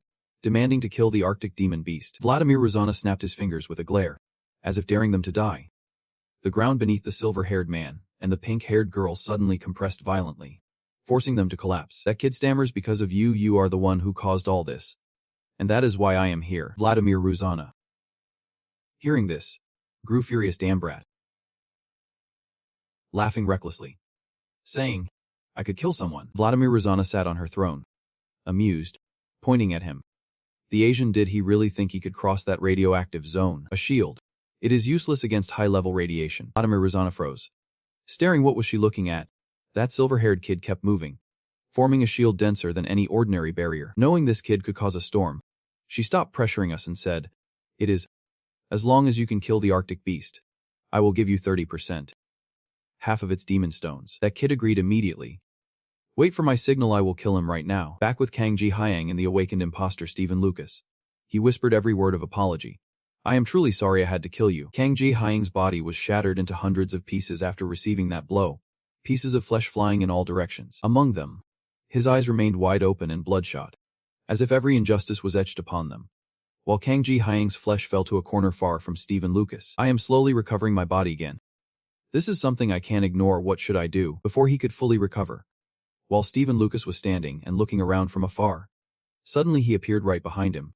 With the same face and smile, Kang Ji-hyung reacts swiftly, spinning back to deliver a direct punch to his face. Stephen Lucas once again embraced Kang Ji-hyung's body. I apologize. Kang Ji-hyung clawed at his body desperately. But it seemed useless. Just hurt me if it makes you feel better. Kang Ji-hyung shows no joy. But even my regenerative powers have limits. And every time Kang Ji-hyung regenerates, Stephen Lucas will always be there. With the same way of killing, he will just chop you up. And we will keep killing without causing any pain. This is damn frustrating. My power lets me grow armor, hardening my skin. But it comes with excruciating pain. Pain will dissolve every nerve cell.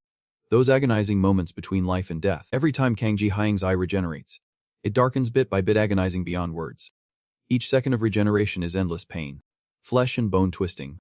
Torment to the extreme. But I endured. I kept holding on to hope. At moments like this, the image of that arrogant bastard with piercing blue eyes, and the beloved mother of Kang Ji-hyung lying in a vegetative state flashes through his mind. However, Stephen Lucas's critical strike repeats relentlessly every time we recreate it. Lucas's attacks have surpassed every pain I have ever endured, reborn only to be killed again. Captured and attacked by him over and over dozens, hundreds of times, and it has pushed Kang Ji-hyung beyond her limits. A memory from high school awakens a false future for the homeland's return. What are you looking at? What are you looking at? This is a video of Lucas. I really admire him. Oh, really? His power is overwhelming. Haha. What is your ability? Kang Ji-hyung flinched. I am armor-plated, he said, showing the bastard his hand partially covered in bone armor. Seeing that, he immediately cursed. Damn it. Then shoved Kang Ji-hyung onto the chair. His face twisted with contempt as he waved his hand, like he would just touched something filthy and disgusting. Kang Ji-hyung, in the haze of soul-wrenching pain, recalled those humiliating shames. He sheds tears, his eyes bloodshot with vines. Why must I endure this pain? The pain and humiliation I have endured. What did I do wrong? Kang Ji-hyung's soul screamed in despair like that. Avoid. The smaller Kang Ji-hyung stands behind the Kang Ji-hyung bowed down on the ground. Just stop. Lucas is right. If we live, others will die. But if we die, Mom will live. That is enough. Kang Ji-hyung silently bowed his head to listen. Then he lifted his face, twisted by waves of painful regeneration, into a sick, twisted, and deranged smile. Coughing harshly. This time, unlike before, Kang Ji-hyung single-handedly opens countless dungeons, channeling their power to help him strike Stephen Lucas. A bolt of lightning from the sky struck down, exploding everything and echoing far and wide. Drops of blood slowly fell to the ground as Stephen Lucas looked down at his body, no longer the dark, black blood, but fresh blood pouring from his nose and mouth. A drone is live streaming the match between Stephen Lucas and Kang Ji-hyung. Slowly approaching, the image of Stephen Lucas bleeding and defeated flashes on the big screen outside, where many people are watching. A boy who looks like a devout follower, just like Stephen Lucas, tightly clutching a cross in his hand, calls out. The building mom, the building where Lee Yui-min, head of the Korean Hunters Association, is staying, has been shattered. It is probably on the verge of collapse. Her market manager rushed into the room, while Lee Yui-min was still desperately treating Min's mother. Chief, if you keep pushing yourself like this, it won't end well. Blood poured from Lee Yui-min's eyes and mouth. She puffed her cheeks, then collapsed, spewing a mouthful of blood. Market official, stay calm. Is everything alright today? Chief Lee Yui-min watches Kang Ji-hyung's mother lying on the bed, her spirit fading. The treatment is over. Kang Ji-hyung's mother, who had been in a vegetative state, slowly opened her eyes at this moment, accepting Ten. And Tae-soo mutters a curse under his breath. Ji-hyung, that bastard. And Tae-soo wonders if Ji-hyung is really fighting Lucas. And Tae-soo was raging, cursing wildly. Damn it. Standing alone in the dark, radioactive wasteland with this massive northern beast, and Tae-soo talks to himself like a madman. This is absolutely insane. Amidst this endless darkness, only the shadow of Lucas and Ji-hyung's supernatural mist remain. Ji-hyung takes a defensive stance, feeling helpless yet unable to harm Lucas, whom he deeply respects. Lucas hesitated and stepped back. This mana was truly dangerous. Lucas holds Ji-hyung tightly, wondering just how much it must hurt. Black blood flows from the corner of Lucas's eye, as if deeply empathizing with Ji-hyung. One side of Ji-hyung's eye still feels the deep emotions within himself. From Ji-hyung's mighty hand, a sharp blade of peach wood sprang forth. Ji-hyung conjures a powerful mana circle around himself. Lucas's voice echoed.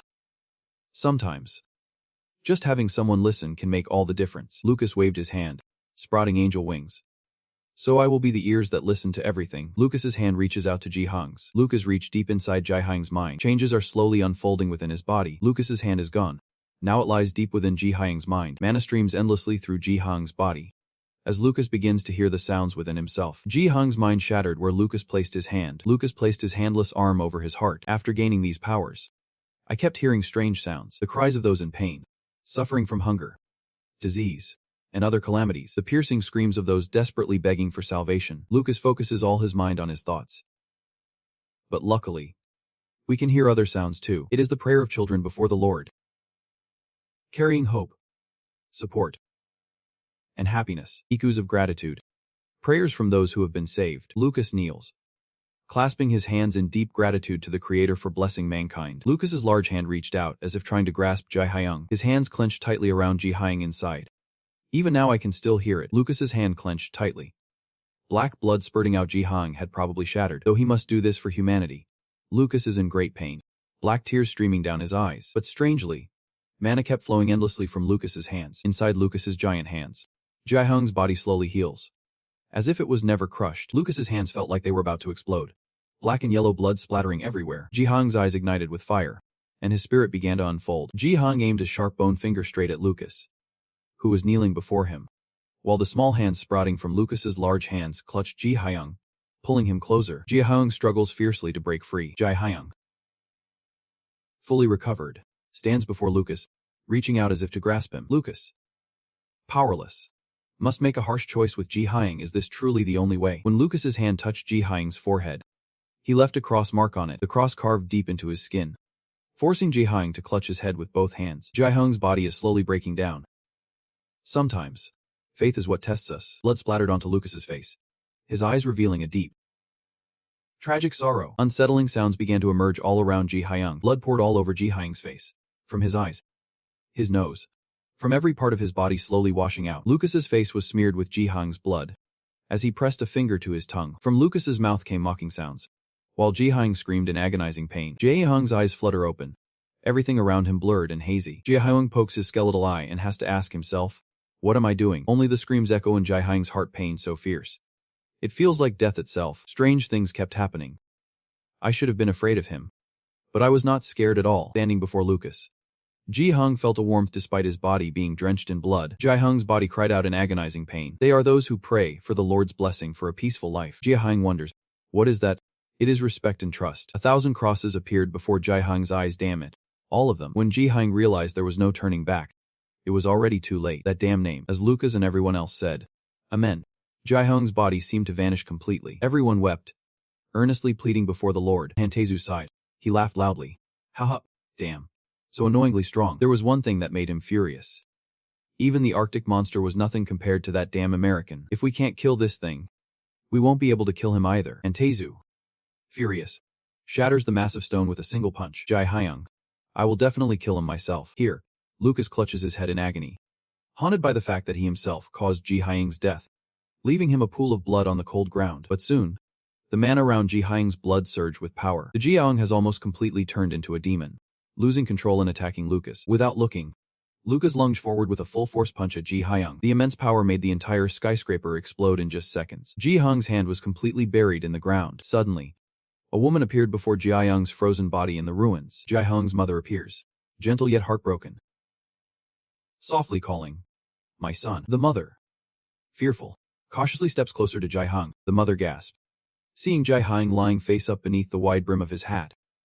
Her son, Ji-hung, moved, sheds a single tear from one eye. Ji-hung's voice is weak, faint, and hoarse. Ji-hung whispered, leaving her stunned and speechless. The mother recalls the past, carrying food into her son's room, when suddenly she startles and drops the tray to the floor. The mother, terrified, asks, my child, Ji-hung is crying so much.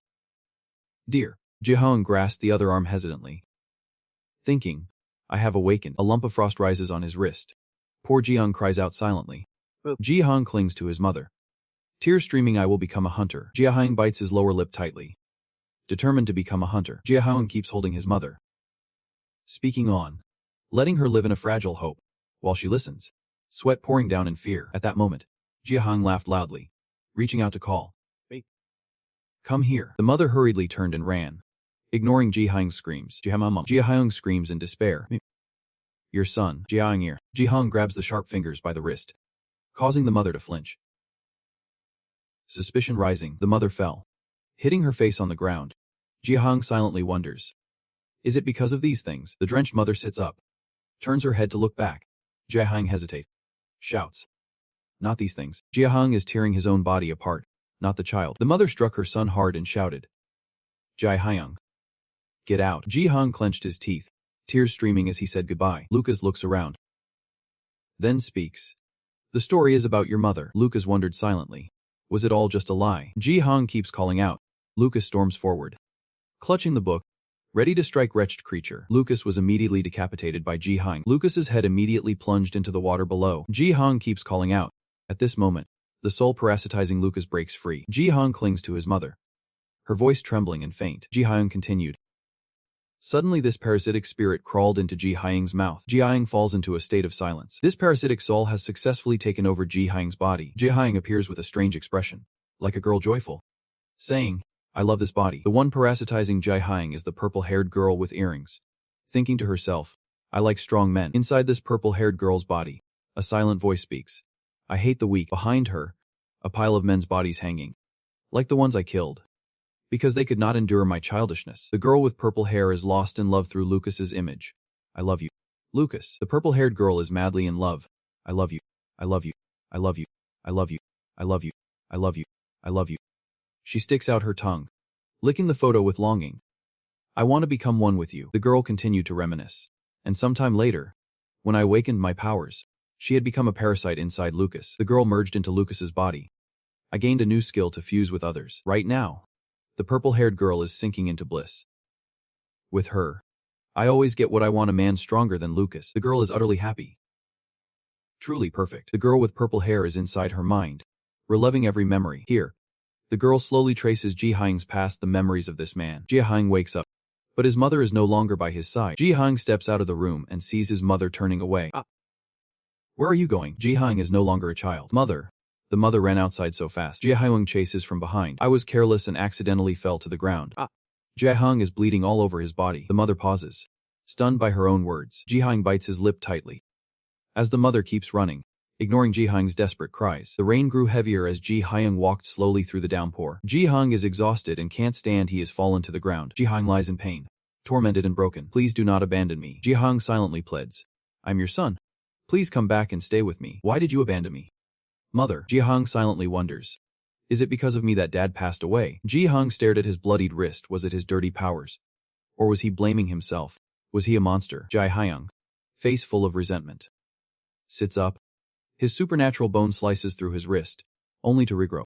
Fueling his anger, he falls into despair, screaming, tears and snot streaming down, biting his lip, clutching his mouth as if about to do something desperate. Ji Hyung kept cutting his wrist hard. Suddenly a voice called out. Ji Hyung. Getting closer. Ji Hyung. His mother ran to her son. Ji Hyung. Ji Hyung hesitated. Ji Hyung should have said, I was wrong. But Ji Hyung's eyes were empty. This can't be removed. It keeps growing. What should I do? His mother, overwhelmed with tears, could not hold back. Ji Hyung kept asking, what should I do? What should I do? What should I do? The rain stopped. His mother hugged him tightly. My son. She whispered, blaming herself. The purple-haired girl laughed loudly after seeing the memory. Ha ha. She thought, this guy is truly a crazy bastard. Filled with delight. She thought, I can control this body freely now. She controlled the whole body. Laughing joyfully. Ha ha. Ha ha. Then sank into every cell, groaning in pain. She struggled. Damn it. This hurts so much. Feeling her body, the mist outside pierced her muscles, twisting and tearing them apart. She cursed silently. Damn it. It keeps regenerating. Pain shot through every fiber. It hurt so much. She hesitated, wondering if he could flow through this, every fiber passing by. Inside the body, Ji Hung tried to shout with some consciousness. Get out of me. You bastard. He fell backward, groaning. At this moment, the parasite inside Ji Hyang was being expelled. The purple-haired girl sat up in a puddle. Panicked. Wait. Just one before she could finish. Ji Hyang instantly cut her in half, her body falling into the blood pool. Ji Hyang spoke, while near Lucas's blade. Suddenly a blinding light appeared. Stephen Lucas stood before him, declaring, "Leave here now. Ji Rang is taking care of you." Stephen, seemingly reborn, began to rise as wings unfurled behind him. Ji Rang, clad in white armor, stared with a mix of shock and deadly intent. Stephen was resurrected, his entire body glowing with a strange warm light. The wounds on his body completely healed without a trace. Stephen closes his eyes, his face showing gratitude like a squirrel weeping. "Oh Lord." He stands before Ji Rang. "I will sincerely embrace the challenges bestowed upon me." Ji Rang looked at him as if he did not understand what was happening. What the hell was this? Stephen ran up and hugged him tightly. He held Ji Rang close, who immediately wiped off and snarled, "Get lost, you little brat," as the flakes of stone on his armor began to fall to the ground. Stephen wonders why anyone would let a poor child endure such terrible trials. Ji Rang looked fierce now, his body bare as a newborn. Suddenly, from nowhere, a red creature soared upward. The giant red monster rises from the depths of the earth, opening its massive jaws as if about to swallow both of them whole. Suddenly, a flash of light streaked through, slicing the monster in two. A beam of light from the sky strikes down, cleaving the giant monster in two. Two rays slicing across the heavens. Ji Rang's face burning with fury. He gazed upon the terrifying scene before him. The entire city plunged into chaos, surrounded by massive monsters beneath a blood-red sky pierced by strange beams of light from different realms. Other monsters emerged through the strange portal. Under the beam of light, Ji Rang was lifted up, his eyes forced wide open to take in the chaotic scene. Stephen gently sets him down on the rooftop of a towering building. Then he soared into the bright sky, returning to the dazzling light above. Ji Rang looked up at him, his eyes cold and emotionless. Suddenly, a golden light appeared. Stephen's eyes changed mysteriously, and his wings spread wide. Stephen, clad in golden armor, raises his massive sword high, riding a majestic golden horse. While the creatures below tremble at the sight, flickering lights begin to emerge across the sky. A legion of knights soared into the sky, clad in armor and riding golden steeds like him, charging fiercely toward the monsters. The dark, gloomy sky slowly drifts away, leaving rays of light shining down. As the chaos in the city begins to recede, warriors clad in golden armor and steeds, with brave hearts, sing the battle cry, striking down monsters rising from the earth. Jidang, bare-chested, sat down on the ground, his face blank as he stared at them. Beams of light multiply, as many places on earth are gradually saved, and dark clouds begin to clear away. Light once again shines upon the land where humans dwell, bringing tears of joy to many, and deep gratitude to others. The orange-haired one gradually broke through the white layer surrounding him, his eyes widening as he took in everything. The blonde boy wept, hands clasped in a prayer of boundless gratitude. At the cathedral, Stephen stood at the door with the boy, who suddenly asked, "Father," tugging his sleeve, "please do not go to pray today." Stephen looked at the boy. Puzzled, he replied. Your eyes suddenly turned yellow, tears streaming down. The boy pleaded desperately. "Hello." Stephen sadly looked at his son, unable to decide, then turned away without hugging him. Parents, in the end, must let go of their children, and when that time comes, the child must stand on their own. "My son." Stephen sobbed on his shoulder. Elsewhere, Stephen suddenly appears in the sky, descending as he says, "Jai Hyung, a heavy destiny awaits you." He sees you kneeling on the ground. You will endure far more pain and suffering than now. Truly terrifying. In the voids of space, something mysterious is about to unfold. Monsters emerge again, ruthless and relentless. Stephen clasped his hands together, tears streaming down his face as he smiled with happiness, sincerely pleading, "But please, do not lose your faith until the very end." And just like that, Stephen vanished with a happy smile. I have shed too many tears until now." Mother, a patient lying in bed, her face gaunt and her body frail. Stephen and the blonde boy beside him today collapsed onto the bed, tears streaming down their faces. Stephen placed his hand on her, and she held his hand tightly too. The mother, her face wary, forces a smile. Stephen now recalls that moment. Tears streaming down for the regrets and the moments we are facing now. The blonde boy's tears fall like rain on the fields. Do not cast dark clouds over the sky that is slowly clearing. The sky is brightening. The boy looks up at the sky with hope. Normal life has returned to everyone. Goodbye. Suddenly, a savage smile appeared in his broken body. He cursed and spoke. Damn it. Ha. Laughing like a madman, surrounded by strange chords, a mystical realm suddenly appears, bathed in blue. He sits there laughing loudly. Huh. Thought you were dead. Damn it. Huh. Su is trapped in a protective net, floating mid-air after the battle. Tiksu laughed wildly and said, think about dying. Then he kept laughing nonstop. Haha, Tiksu smiled as he wielded his skill, summoning a storm of sharp diamond thorns raining down from the sky, heading straight for the green monster that wounded him. Tiksu laughed maniacally. Ha! Tiksu sat still within the protective web, wildly unleashing skills as sharp diamond spikes shot down at the speed of light, charging straight into the monster from all sides. Its entire blue body riddled with holes and fresh blood. Tiksu laughed madly. Haha! Right in the middle of laughing, he suddenly stopped, as if something had plunged him into deep thought. Tiksu recalls when he was still a child, standing beside his father, looking up innocently and asking, must it be this way? His father heard Tiksu say that, then finally sat down, looking at Tiksu with a strange gaze. One should never look at their own son with such a bizarre look. Tiksu's father bent down, placed his hand on Tiksu's head, and said, Tiksu, the stronger the gang grows, the stronger you must become. Tiangsu's father continued, it is all because of your father. Tiangsu hesitated to ask again, but then his father shouted, do it. Su's father saw him hard, so he chained a collar around Aksu's neck. Surprised, Su looked up in confusion. Su's father showed a fierce expression, lying on the chain, glaring threateningly at him and shouting, if you want to do it, then do it.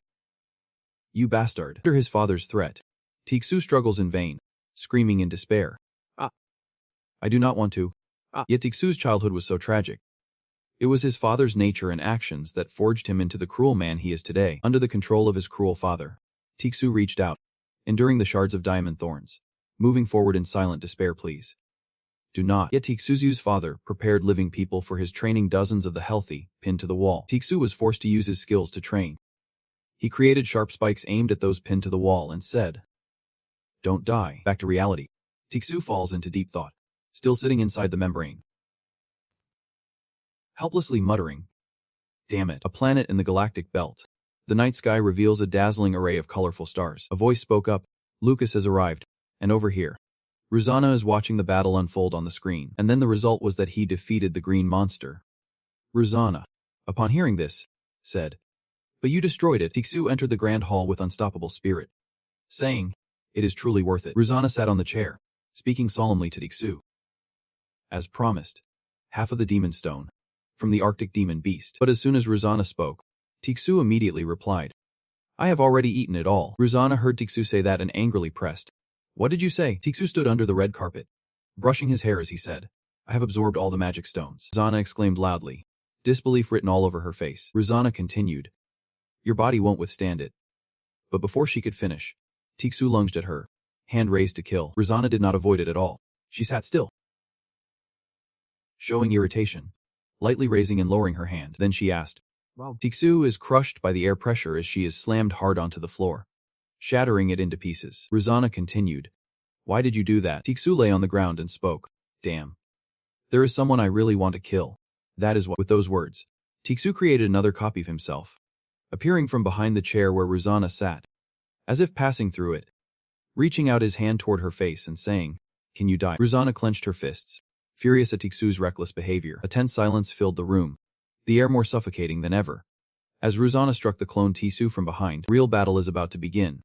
As the clone's blood splatters after her strike, she continued, with that demon stone, the entire Russian hunters could become 10 times stronger. Ruzana slams her hand on the chair, showing frustration and anger. She said that, yet you ate it all for that reason. Tiksu stood up and walked over to her, looking down and saying, as Ruzana removed her hat, revealing a face marked by ugly scars, she placed her hand on my back and said, don't you think about Russia? Yexa paid no heed to her words, relentlessly creating countless copies of himself.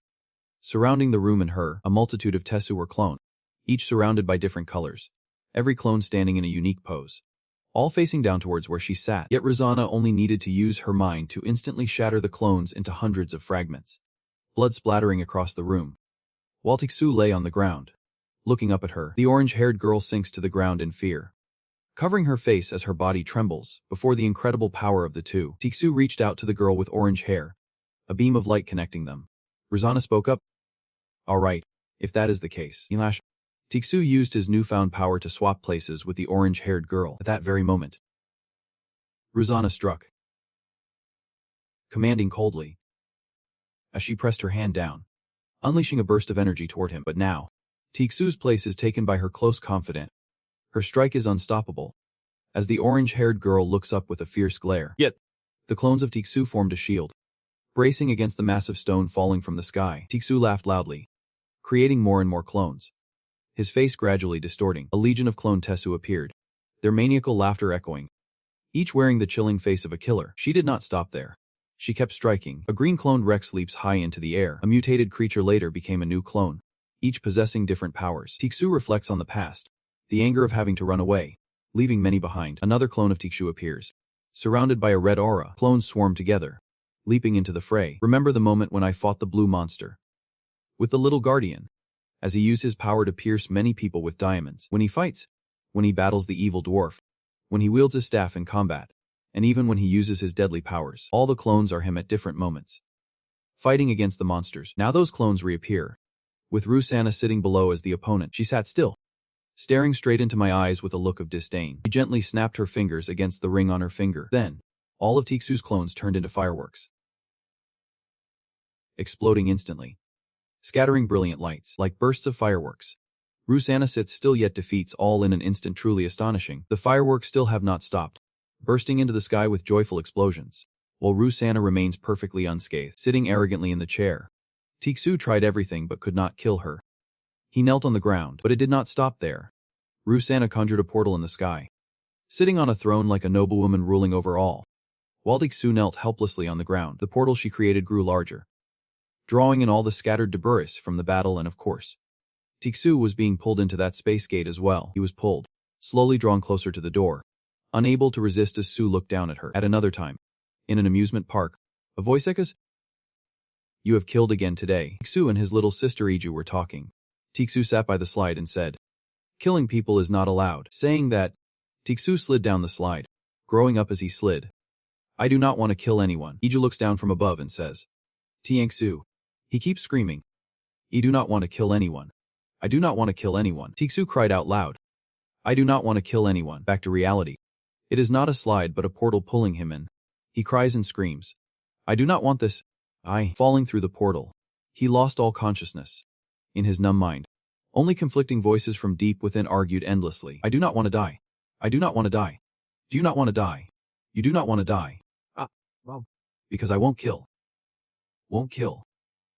Won't kill.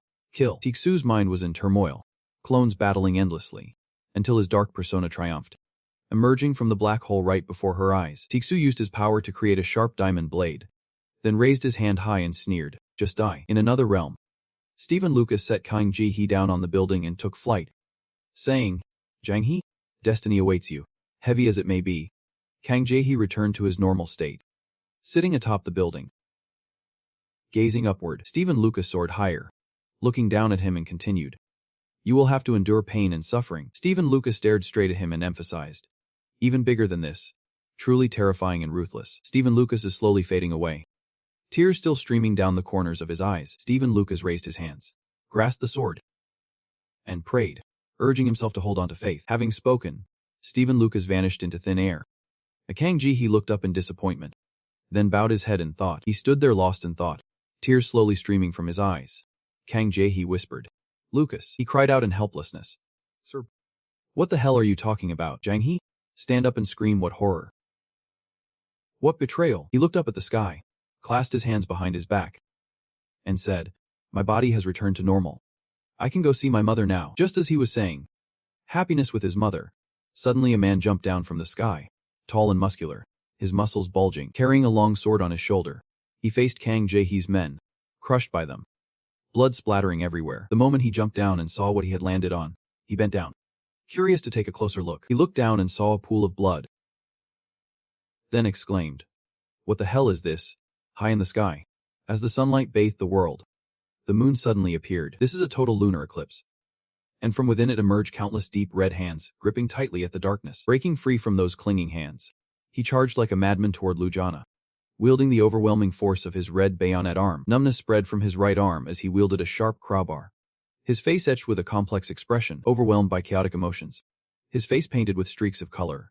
Numb and tormented within a tangled mind, he weeps and laughs like a madman, shouting, "Lujana, caught off guard, her eyes wide with panic, is reminded of her own painful story by this very thread. Years ago, when monstrous creatures emerged from the barrier, plunging Russia into chaos and sending the president into a state of panic. A horrifying event unfolded one sunset afternoon in the office of the Russian president.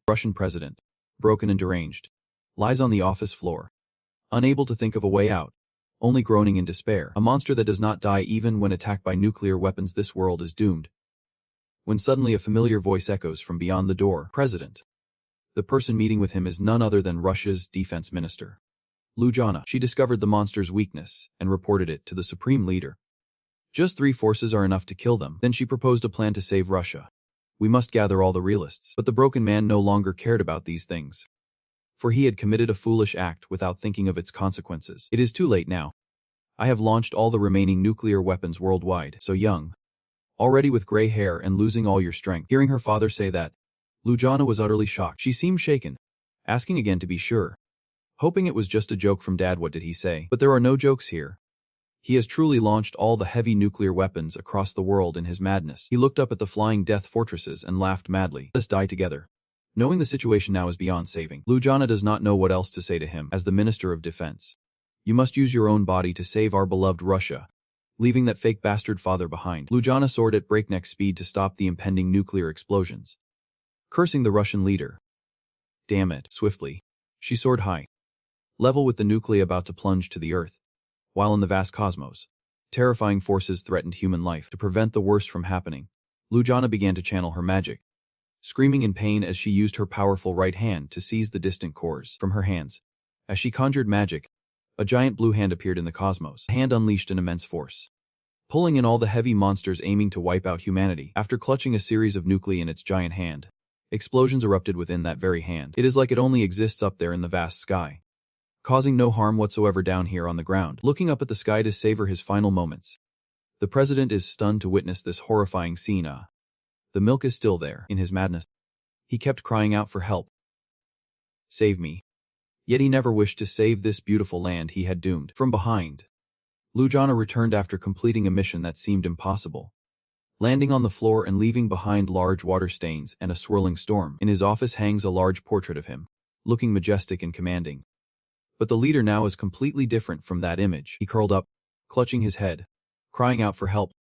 Lujana, helpless, approached her father's body. Her whole body trembles. She probably does not want to do what she is about to, but to prevent worse things from happening, she has no choice but to act. Before taking action, she uttered words of distress. President. Tears streamed from her beautiful pink eyes, her pain unbearable as she tore at herself, blaming him. Yet when she looked away, it was as if she could not bear it. No, it turns out the direction she was looking at was none other than the family photo of the president, showing 5 people happily welcoming 2 new soldiers, and the child of that president is Lujana herself. Before taking action, she pays him one last respect, saying, Father. And then what was bound to happen did happen. She truly executed that madman. Even if he is my father, the fate of the nation must come first. As fresh red blood splatters across the happy family photo, his blood splattered even on his great portrait. The solemn face, once devoted to the country, when his body is gone, he stands before the giant photo of Lujana, gazing at his proud father's face. Suddenly, a large screen behind her flickered on, a threatening voice confirming Russia had launched a nuclear weapon recklessly. On that big screen is the image of the President of the United States. Though all nuclear weapons have been eliminated and pose no threat to this Earth, he still uses this as an excuse to wipe out his top rival, Russia. And he announces it with deadly seriousness for world peace, planning to destroy Russia immediately. Hearing this, Lujana was utterly terrified, her face clearly pale with fear. She gave her all to save this world, yet could not bring peace to Russia. She turned around, worry etched on her face, staring at the big screen. Though half her face was destroyed and blood still stained it, she only cared about Russia. Her own health could wait. Luenko responded, seeking a way to save the country. Russia's Minister of Defense. The president is dead. We surrender. It seems you have lost all honor, even killing your own kin. But will the country you cherish find peace? Of course not. There is no way those capitalists would just let such a juicy opportunity slip away, especially upon hearing the news that the Russian Tsar has died. The president, thinking the guava was dirty, raised a finger, sighing, seeing on the big screen that her pleas went unanswered. She cursed fiercely. Damn it. At that moment, the loud voices of 2 children echoed from outside the door. Mother. Their familiar accents helped Lujana regain some calm. She turned back gently and said, Children. I told you not to come here because it is dangerous. From the doorway came Lujana's 2 children, the same infants from the family photo, running to embrace her, calling out, Mother, with desperate love. Those 2 children ignored the bloody chaos and feared not their mother's twisted-faced maternal love. Truly sacred, with her 2 little children comforting her, she felt her worries ease, and with deep love, she called out their names, Medeb and Alyssa. The 2 children below clung tightly to her hem, tears welling up, their cheeks flushed with worry for their mother. Seeing this precious image, Lujana vowed to her 2 little fairies, Mom will protect you. The recent nuclear blast shattered the building's glass. The troublemaker has left, leaving chaos for those who remain, leaving those behind to struggle in pain. Old President, wake up and bear all the consequences yourself. Now Lujana, helpless, kneels to kiss her children. With arms wide open, I embrace them both, swearing on my life no matter the cost. Now, please, hand me some tissue. Drawing strength from that, she found a reason to rise and fight against those who threaten her nation and her child. In the battle against Tessu, it was the only remedy to awaken true power. Yes, I promised you all, pouring all her strength into this attack. She hopes to quickly defeat the invader and return to her children in her awakened state. She was arrogant towards her opponent, thinking, who do you think can defeat me? This was nothing but a struggle of souls burdened by fate, but sadly, her situation pales in comparison to the torment in his mind. This time, she has gravely underestimated him. His fighting ability far exceeds her control. Her 2-toned eyes stared in shock at the crystal strike Tessu unleashed this time. No one could block it in time. Lujana's eyes went completely lifeless, losing all awareness as something pierced straight through her head. The crimson glow of Tessu's dissolution engulfed the body of this mighty mother. Could this motherly love be the miracle that saves her from this nightmare? This time, the god's answer was no. The sharp red crystal shard forged by Tessu pierced through Lujana's body. Her head was paralyzed, resting fully on her body. Her crippled leg was exposed. Perhaps the reason she never left the queen's chair all these years. Until her death, Lujana bore the proud, commanding presence of a leader seated on a throne of power. Sharp crystal shards connected by threads on Tessu's body, effortlessly taking down his target as he calmly slips his hand into his pocket and walks away. Cut to a small town in Russia, heavily guarded, the very home of the awakened elders of Russia, and the queen's 2 beloved children are also hiding here. The boy, anxious about the current situation, spoke up to the person opposite him. The hunters have arrived in America. Will they be okay? In a small city house, 3 lodgers live. Alyssa, a dreamer, and an old nanny, who hears the boy's question. The nanny brought the water and replied calmly, trying to soothe his spirit. Of course, they will win and be back soon. The 2 children hesitated, their hearts still yearning to stand up and defend their beloved homeland. So both kids said in unison, we are also awakened elders, fighting with all their might. The 2 kids, though in children's bodies, carried the will of adults, confidently telling the old lady, we can fight. No joke. If those 2 went to the battlefield, they would be shattered in an instant. Just reckless thoughts. Lacking maturity, the nanny replied softly, enchanting. Alyssa, do not worry. She holds a deep faith in Queen Lujana.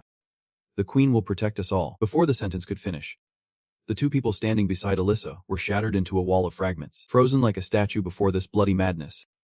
The little girl still does not understand what just happened. A small, beautiful city once under tight protection, but with the elder awakened warriors gone to fight in America. Its defenses have fallen, and now the city lies in ruins. Only the ruins remain, and in the center stands the shadow of the ruthless Tessu, who carved 8 great scars across the narrow streets. The strands of his power, filled with personality, spread everywhere, piercing through every house. It also pierced through little Alyssa's tiny body. For this scene, the little girl stood motionless, like a statue, intently watching. At last, the assassin Tessu shifted through each hue, closing in on the little girl. In a single moment, she lost her grandmother, mother, and brother. Will she now sacrifice herself along with her entire family and be reunited with them? Is that really fair to the little girl? Facing the towering man reeking of blood and wine, the little girl stared in terror, eyes wide with unmistakable fear. Then Tessu began to emit more colored threads, each strand weaving over the girl's body. Yet he stood there silently, hesitating to act. Yet he did not attack the girl. Could it be that his gentle nature has won after all? From the start, he was a good man, but his cruel father drove him to madness like this. His father was none other than Ji Hang's bully, and after sparing her life, he turned and walked away. Step by step, slowly drifting away, the little girl Elisa stood frozen like a stone statue, silent and motionless. As she gradually sank deeper into the bone layer, Tisu's silhouette faded deeper into the mist. She remained silent, fearing that any sound might cost her fragile life. Today, little Elisa will be the only survivor in the Prime Minister's entire family. Suddenly, Ji Hyung's silhouette appears, embodying the form of a creator yet marked by the essence of a detective. Thinking of this scene, the ruthless Tisu began to change as he walked away. He is starting to be controlled by those personalities. Still unable to overcome the cruel social poison within his body, Tisu screams in agony, raising his hand to strike Elisa's fragile body, then collapses. No, I can't tell if you do not want to kill her or if you do not want to spare her. It does not matter anymore. Because now the little girl's family of 5 has been reunited. I secretly hope that in the next life they will still be mother and daughter, still comforting each other in both joy and sorrow. Cut to Ji Hyung's current battle. The mace-wielding man dressed like Aladdin is fighting him. He thought he had defeated you, but then realized something was off. What is this beneath his feet?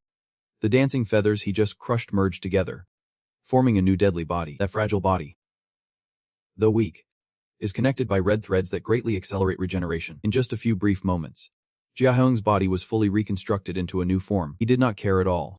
Just kicked him once, sending him falling from the rooftop to the ground. As he falls, his hand still grips the railing tightly, leaving his foe troubled by the scene. Could it be this guy can't be completely defeated? The body hit the ground, shattered, then miraculously healed itself, gripping the fence tightly as a lifeline. In his he cried out, "Mother, am I finally about to see you?" Only for fate to cruelly keep us apart. Before he could fully recover to stand, he was shattered into pieces by a sharp spear from that man. Even Ji Hyung's eye was shot out, blood splattering everywhere. Yet he never gave up the last chance to see his mother. His body shattered again and again, but always healing. He struggles to drag his intact body forward, but the pain from the shards of artificial frost relentlessly overwhelms him. Genji Ox took small steps forward, knowing that if it could not defeat this enemy, it would never return to its mother. But Ji Hyung holds a steadfast belief. Mother. He sees this as mere amusement. Once again, he delivers a blow to the head, shattering the skull into pieces of flesh, and he marvels. How fascinating. Every time summoned, my form fades away, then returns, only to be summoned again. In his delirium, Ji Hyung cries out hopelessly, "Mother!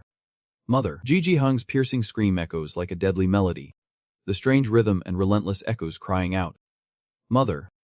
Mother! Mother!" But his harmony was strange, not a perfect masterpiece. Just like the incessant chirping of cicadas every time Ji Hyung recovers. He can't say anything else.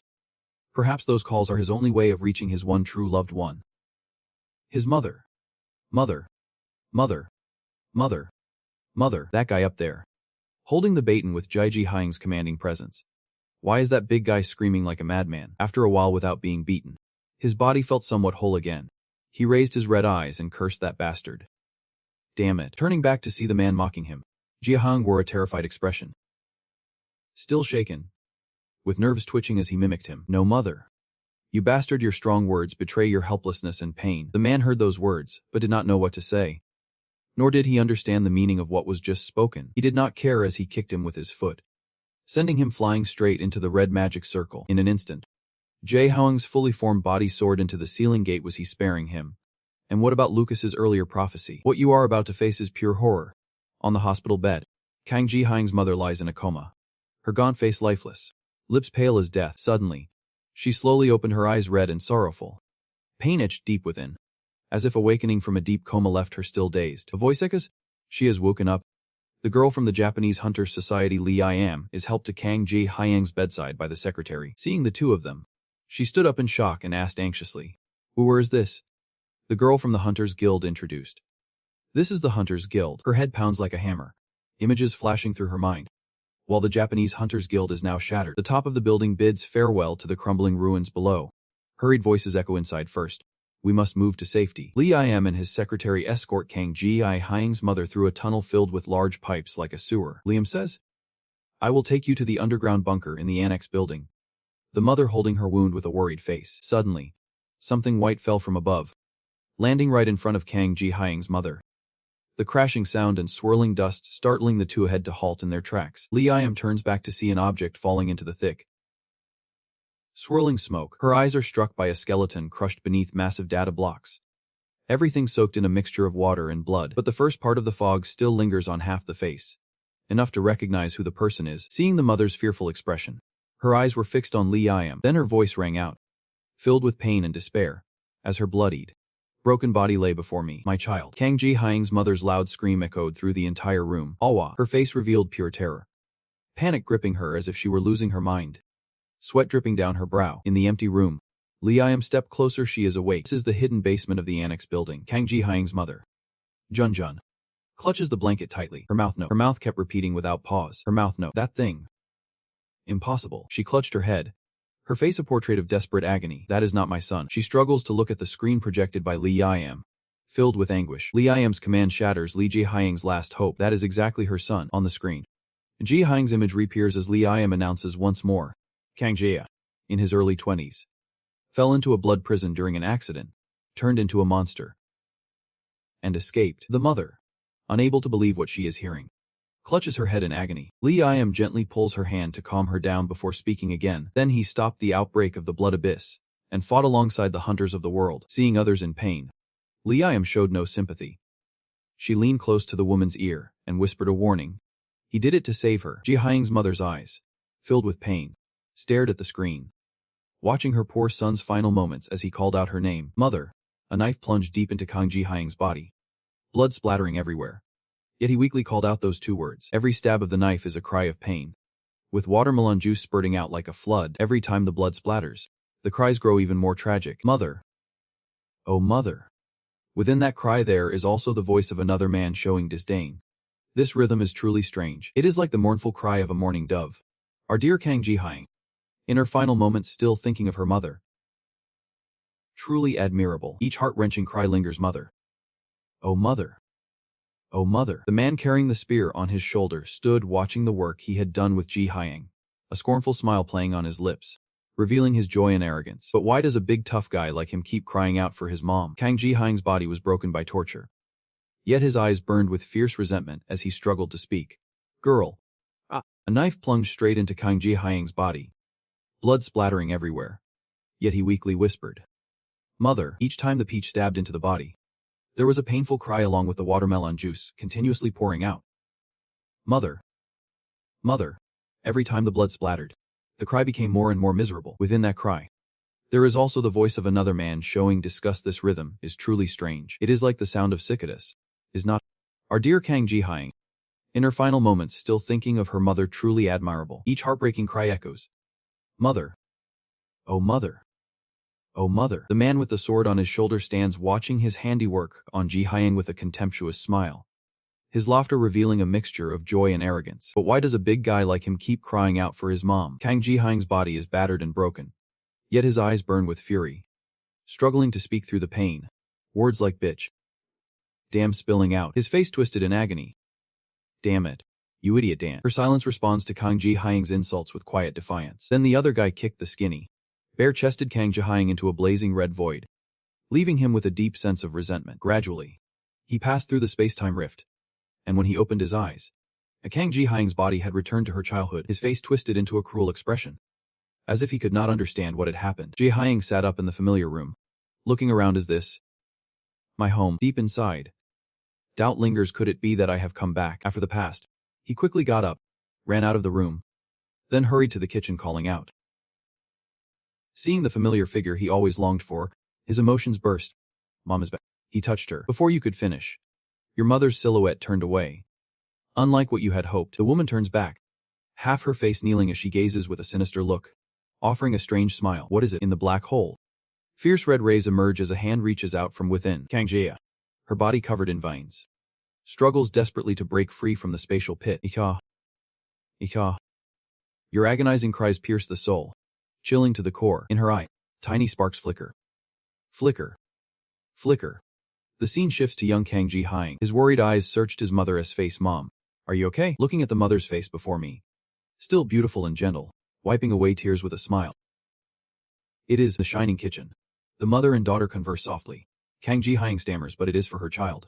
Her mother's voice sweet and warm.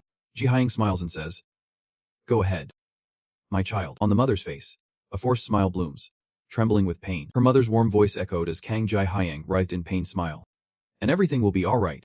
Then came the harsh, painful coughs, hacking and relentless. Ji Hyung clenched her teeth, enduring without a word. her laughter gradually turning into loud chuckles. The laughter grows wilder. Hee hee hee. Then louder. Ha ha ha. Kang Ji-hyung's entire body began to transform.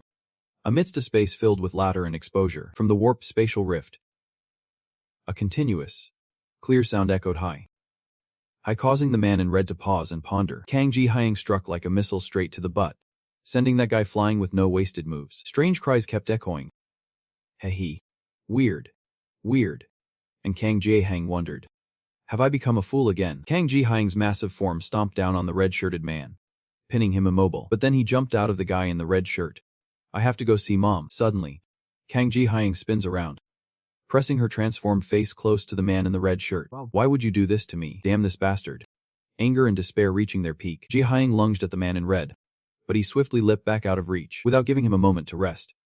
Ji-hyung lunged straight at the man in the red shirt. A deep rage within me seemed ready to tear apart the filthy bastard right before my eyes. The man in the red shirt stands firm, rising to fight back. In China, inside a grand tower, a voice echoes, that monster is on a whole different level now. Even America has been defeated by it. The subordinate's name is spoken as they kneel respectfully on the ground to report. Can we really beat it? The voice of a woman questions back, truly speechless. This girl's hateful voice exudes an undeniable authority. Body lay comfortably atop the monstrous figures. And this powerful woman was none other than China's second-ranked SS hunter, Lu Duke. Something is dropped from above, accompanied by screams. A figure falls down. This person lands safely alongside Then Dao. Sharp and precise. Could my brother really lose? China swiftly resolved the dungeon crisis with its overwhelming force of hunters. Hunters have broken free from national control. Representatives emerge Shaolin Zi Yuhua at S rank. Vu Dangs Baokes. Yingames S by Yu. K Bangs S from Siuman. And Hosun Ses Kam and ushering in a new era with hunters rising everywhere. However, they were all wiped out, sharp blades scattered on the ground amidst pools of watermelon juice. And those elite hunters were killed by just two brothers, who slaughtered them all and resurrected them as puppets, working in perfect harmony. Only now does Lun Ruwei turn to ask the brother who still kills for him, do you really think we can unify China this way? His brother replied briefly, yeah. Ruwei sighed. You are truly crazy. It seems they have turned everyone in the area into puppets, lining them up neatly in a straight row. And so, China was unified. It became a reality. Thanks to the #1 hunter in China. Lun Ruwei's brother continues to fight fiercely, killing relentlessly. While fighting him, I said I heard there is a strong one here, so I came to check. How fascinating. His handsome face and six-pack abs finally revealed. Undeniably captivating. And alongside that charm, Lun Ruwang wields incest-level power. Suddenly he soared to the sky, his sword shattered into pieces, and Lun Ruwang's hand was also cut off, flying away with the broken shards. So Kang Ji-hyung attacked and blew off Lun Ruwang's head. I left him with just one final line. A last bit of sarcasm. Interesting, is not? Lun Ruwang sighed the slash down, severing Ji-hyung's flesh instantly. He stepped on his weapon, saying there is a powerful one here.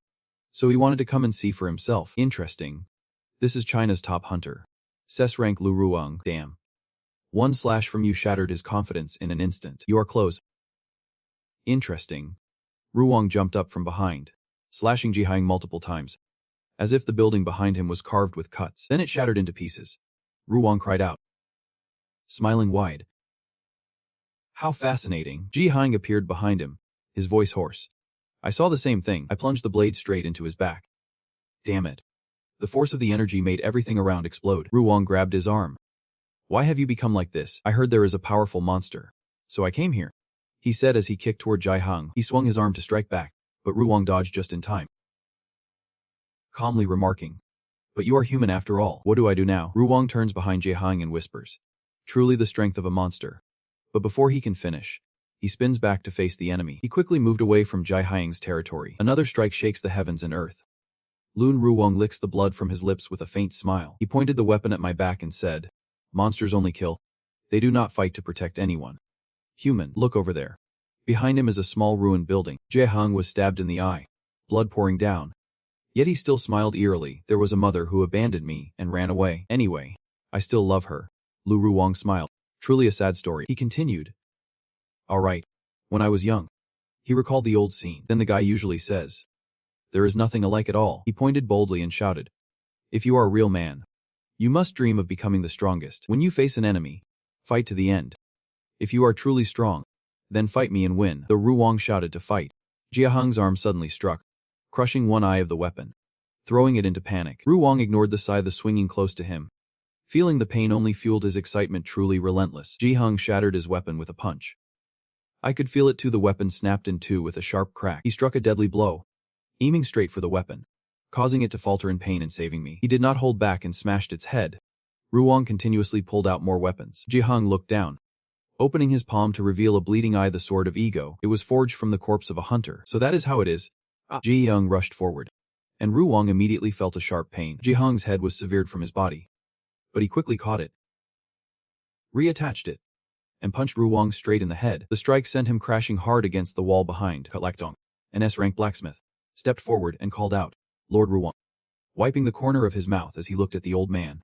"So it is really you." Behind him, corpses piled up into a small mountain. He calmly asked, "Have all the hunters' bodies been gathered?" The old man replied slowly, "There are about 40 people." Ruwang charges into battle again, and trusting the elder and relying on him, the wandering hand suddenly transformed into a giant hammer raised high. I knew it. The old man strikes his hammer, binding the corpses into one. The cries echoing around Ji-hung. "Help! Damn!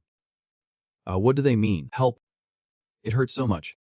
Save me! It hurts so much! Save me! It hurts so much! Save me!" Ji-hung just stands by watching without saying a word. Finally, the cotton is soaked and stinking. Though I create it from this pain, is truly grotesque mass. Before them a giant spike sphere formed from countless bodies, still emitting slimy cries for help. "Help, Dad! What is that? Cough! I am so scared. Help!" Lakbongkam sneaks in and hands a weapon to Du-hung. He took the rope, not forgetting to say, "Thank you, sir." Ji-hung watches the mountain of corpses rushing toward him. He was thrown aside, the cries of tormented souls pressing relentlessly into his ears. The pain. "Mother, is my daughter there?" Ji-hung clutched the meatball tightly, but it kept screaming, "Help me. Where is my daughter? I can't see her. Help!" A wide-open mouth screams out, "Mother," as his hand clenches around another piece of flesh while she screams, "Daughter." Ji-hung's savage smile forced them into one. This reunited family. Despite Hong continuously throwing spheres at him, those wretched souls scream, "Kill me. Move away. It hurts so much. Do not touch me. It hurts." And he holds her tight. "Someone help." He pressed close to the orb, eyes mocking at those bastards who died by the monster. "All gathered here now. I remember. I have killed quite a few still alive in this crowd. As for those already dead, even the Emperor would not hesitate to cast their flesh aside." Ji-hung smiled, tearing the orb apart. Blood and flesh splattered everywhere. Then said, "Too easy." Ji-hung's face twisted, though the sword struck him. "I bought an eye in Korea 5 years ago to record every battle I fight." The power of the ego sword, in Ji-hung's mind, recalls the friend who lost an eye, and the moment he himself took his life. Ji-hung spoke slowly. "This is the owner of that eye." The strange sword opened its mouth wide and spoke. "Ji-hung, his memories drift into the threshold of your own. He is close." But he ran away before the fight even started. He turned his back in disappointment. What a coward, as his shadow faded into the distance. Ji-hung was struck down, shattered into 100 pieces, in the depths of her subconscious. Ji-hung sat with her face in her hands until a familiar voice echoed, "Ji-hung." I peered through the gap between my fingers, unable to answer. When he saw who it was, he screamed in horror. He sat down, placing his hand on mine. "It is. We are friends after all." But suddenly, his tone changed. "What is wrong with you? Don't do that to me again. I already helped you. Now." He is just a head filled with hatred staring at Ji-hung. His voice echoed, "Why did you kill me? We were friends." Ji-hung clutches her face, screaming in anguish. "It hurts so much. My eyes disappear. It is all your fault. All your fault." He forced a shaky smile. Ji-hung screamed as if scolding herself. "Come on. Smile." He tears his face apart with his own hands, all while laughing madly. He cut off his own head. Then the head reconnected to his body. The more heads are chopped off, the more heads grow back. So it goes. Beheading. Head attachment. Beheading. Head attachment. Beheading again. Head attachment. Ji-hung smiles bitterly. Behind her are faces twisted into grotesque grins. Who wants to kill me first? In China, a girl soaks in a pool of blood, looking up and wondering, fighting monsters must be fun. Right, she is China's number 2 hunter, Lun Dai. The servant's urgent voice calls out, "Sir Dai." She replied calmly, "What?" The armor kneels, ready to report. Northern hunters. Dai Gui is perplexing. Asian hunters. And panic as they report they are being slaughtered. Dai Gui glanced over and asked, why did she tell herself this upon seeing the scene before her? In northeast China, Heilongjiang province. It was once known by that name. Tixu and Yeju stand on the cliff, as Hen uses his power to shatter a vast area, then calmly comments, "This is so relaxing," and begins to lose control. Tilting his head repeatedly, tick tick, a sound echoes as colorful threads scatter everywhere. Seeing that, Yeju cried out, "Tixu." She holds Han, who is screaming helplessly, stopping that color immediately. "Please," she spoke softly, admitting that it was actually her fault. Tixu interrupted, and recalls asking Jaihyung during school, "What exactly is that ability? You are so stingy, My ability is..." He revealed his scaly wrist, bone armor. Tixu cursed with a single word, "Damn," then immediately knocked him down. Han frowned, waving his hand dismissively, "Disgusting as hell," and turned away, speaking with irritation. "Disappear." But a laugh echoes. Ji just chuckled and scratched his head. "You must find it utterly disgusting." "Sorry. I did not expect that line to upset Tixu," and thought silently. That bastard was the real opportunity, and thought silently. It was that bastard who first ignited the flames of war. Back to the blood-soaked battlefield. Ji-hung's face now breaks into a strangely unsettling smile. Du Kwang looks at him with keen interest. He stands before the villain, questioning him. "Are you the one who killed me?" and leaps up and delivers a fierce kick to his face, relentlessly unleashing moves. Cut off all of Jihai's pride, and did not give him a chance to react. Swiftly drawing his weapon to strike multiple blows across his body, all that remains is a single eye, and immediately struck it hard with the back of his blade. The light from the lamp makes everything clearer. Their voices clash in a strange way. Jihai rises from the ruins, and immediately lunged forward, striking his body with a powerful slash. His body fell backward, lying helplessly atop my own pile of corpses. Du Kwang immediately raised his sword high, drive straight into his eyes, though his face was battered and bruised. Jihai Wang still smiled eerily, despite the fan's blades tearing through half of Jihai Wang's face. No sooner had he felt pride than the blade lunged toward Du Kwang. His body shattered, radiating blinding streams of light. He rose again from the shattered flesh. The city is now drenched in blood. Du Kwang lunges from the building, knocking Haiwang aside, and relentlessly slashes his blade into the man's body. The two were thrown into the Red Sea, and immediately thrusts the spear into his body. Jihaiong sinks to the bottom of the sea. He slowly sinks deeper beneath the surface. Jihang opened his mouth wide, eyes wide open. He recalls his mother's face, tense and strained. "Mom told me to just smile. Damn it." He bit his lip, then burst out laughing at himself. His smile grows more sinister. His face changed accordingly. Du Kwang hovers in the air, blood-red gates descending into the depths of the sea, and looked down to see a powerful whirlpool emerging from the depths below, and smiled slyly. Hen looked at him with delight. Then, his face was split in two, and he grabbed the two halves of his head. Du Kwang's face bubbled with blue foam, merging into Han's flesh, and watched him hold on tightly, then lunged forward, his hand reaching out to grasp the eye, and kicks fiercely, shattering Jihai's defenses. Jihai Wang appears before Han, and the two immediately clash in battle. Han immediately pulled out the marble and continuously threw it, pushing Jihang far away. Spears hurled, converging on a single point. Jihai's body was thrust into space, pierced by hundreds of spears. His head hits the ground, the impact turning it into a fireball, a face burned by scorching flames, reduced to dry bone. Du Hong gazed at the scene, smiling softly, his eyes wide with awe, and stood on the rooftop, watching it plunge down like a meteor. What a stunning sight! Ji suddenly emerges from the flames, charging toward Han. Later, Tixu lay on the ground, his face disturbed by the spear. Du eyes sucking candy. Interrogates, "Is that the person?" Thousands of empty armors stand in formation behind her, respectfully allowing the one who once killed my children to take a seat. Tixu and Waiju were pinned down on the ground by them. Dui glanced at Tixu with suspicion. "Just you alone. Behind her are millions of hunter spirits. She is arrogant, daring to challenge 100 million hunters here." Tixu triggered an explosion, then grabbed Waiju and fled. "She is panicking. Tixu, the spirits are chasing you too." She is confused.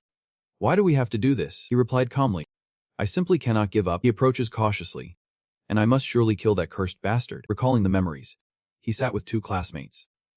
One said, "There sure are a lot of hunters in this world. They are still fighting now, but it won't be long before they head back to Korea." Tixu, "If one day we die in battle, and you look up at the cherry blossom canopy in deep thought, then just absorb all our strength," he said. Confused, "What did you say?" Tixu retorted. "How could I possibly do such a thing?" He continued, "Even if we die, we will live inside you forever. We are friends, right?" He is hesitating. "You guys. All right, get it?" Tixu hugged his two friends happily, whispering, "Let us survive together until the very end." Tiangsu, with a sharp shoulder strike, breaks through the purple liquid falling like rain. Unable to keep the promise made to them, she stared at him in disbelief. Tixu, her eyes filled with panic. "What nonsense are you talking about?" In the stream of memories, there was no sign of Tixu. The boy said to his companion, "Aren't there too many hunters in this world? They are still fighting now, but it won't be long before they all head back to Korea." Tixu lay sprawled on the cherry tree branch, mocking, "Then you will all die and see." He looked up, his attention captured by him. He is up. Tiksu. He just hung himself up. What the hell is he saying? He glared at you angrily, got something to say. He turned around in panic. No. The two stopped at the cave entrance. Tiu's near. I must avenge my friend. Aoiju watched his figure fade away, silently wondering. Tiksu. What exactly happened? What happened here? He faced millions of hunter spirits alone. Zhu Wei said arrogantly, staring at him. Second-class Chinese hunter Lun Zhu Wei has the power to resurrect and turn fake awakened into her slaves. With that immense power, she revived all the hunters of China, and she is the very embodiment of China's strength. Souls kept rushing towards Tiksu. She stared as red ice shards pierced through. Yet here, she sensed something quite unusual. Tiksu split into millions, relentlessly attacking the souls. The limbs of the soul core were torn apart with a deafening roar. This one has surpassed even Cess-level power. He did not stop at that power. His strength surpassed the limits of humanity. Tiksu stared at his prey like a god. It was pure terror. He was certain of victory. Facing over 1 million souls was as easy as turning his hand. The overwhelming power of Tiksu halted the horde of spirits. And yet these puppets, though their consciousness was completely erased, they fled for their lives. Yet their survival instincts still lingered within, even if Waiwei is angry and unleashes his power. Fight to the death for me. The spirit soldiers halt at her command, advancing with me backing them up. The thing that can erase our fears is that even if Waiwei expands endlessly, no matter how many times you die, I will always bring you back to life. They obeyed the command, turning swiftly towards Tiksu. She shouted fiercely, advance and fight.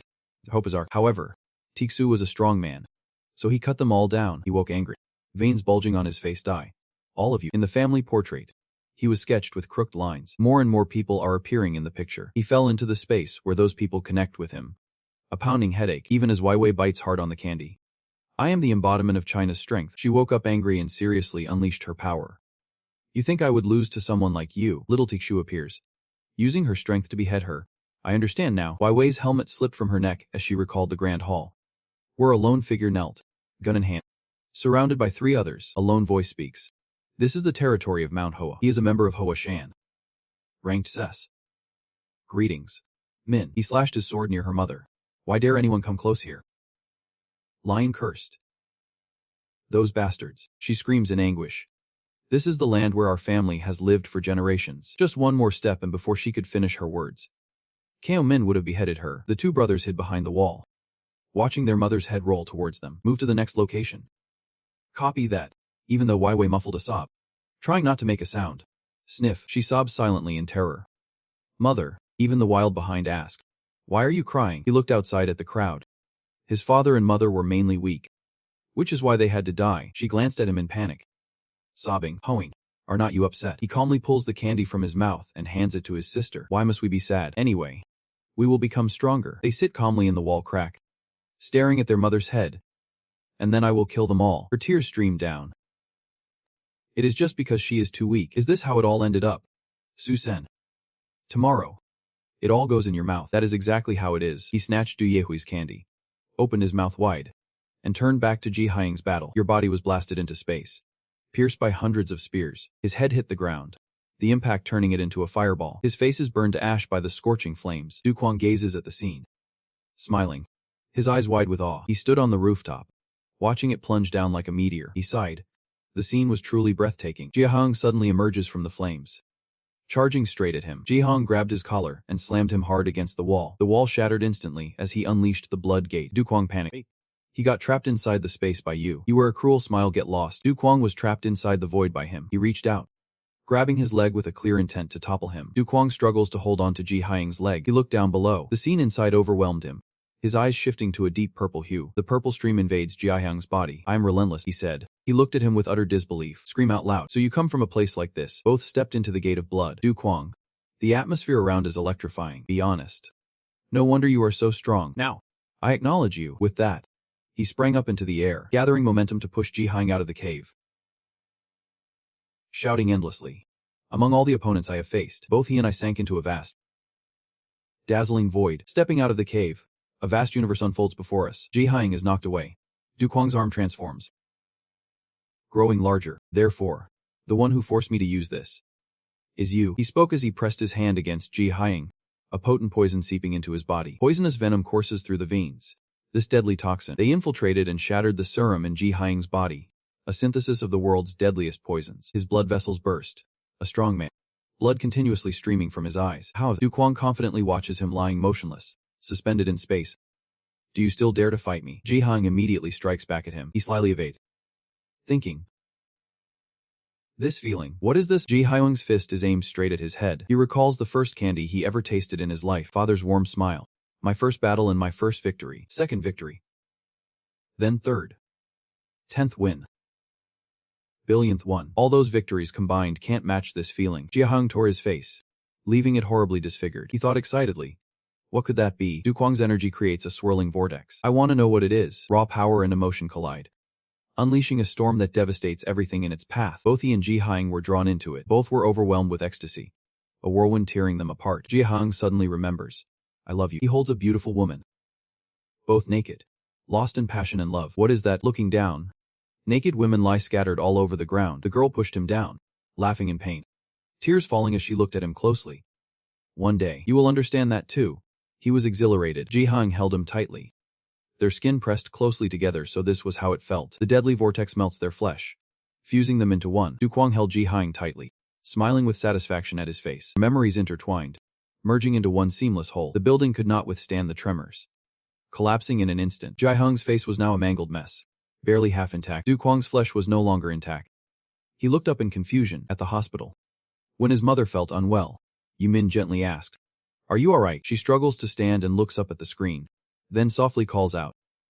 As Yu Min also lifts his eyes, Aiju stood waiting at the cave entrance, suddenly spotting a figure in the distance. Sing out. Tesu. He struggles forward, one hand already severed. She ran toward him in panic. Do you know how worried I was about you? He muttered. Aiju. He tilted his head and asked her, Why have I become like this? Remember those who once exploited and used me? He's in pain. I just want to be loved by everyone. She whispered softly, embracing his neck. Tesu. He continued. That night was the day I lost everything I had. I took a deep breath and stepped outside to see the vast world, the clear blue sky, the peaceful earth. I have always longed to live in happiness, like hardships and despair always dragging me into the abyss. Aiju could only hold him close and soothe him. Tesu. She whispered softly. She noticed the shadow outside the shop, a man, and beside him, a girl with a large scar on her face, clutching something strange. Ajiosu. Sobbing, a shadowy figure at the shop caught her eye, a scarred woman clutching something strange. She stammered. You are Hanaim, the hunter from Japan. Right. She let go of Tesu, confused. Why are you here? Hanaim. She stammered. Are you gathering strength to take revenge on Kang Ji Hyung? Tesu leans back, looks at her, and smiles eerily. He pressed his face close to hers. You planning to pull us back? Hanaim replied calmly. I am not alone in this. I heard there is a hunter here who can revive dead awakened ones. Please. Sir. Aiju watches them with unease. Miss Latam must reveal a frozen human head, silently begging for help. Please. Help me bring this person back to life. Both of us are the strongest in Japan. We will be of great help to you. Tesu looked at the head full of 100 bees and laughed loudly. He immediately agreed. After a while, the tightly shut eyes of the head slowly opened. What hit his eyes was the soulless face of Hanaim. He opened his eyes wide, staring straight at her. Hanaim.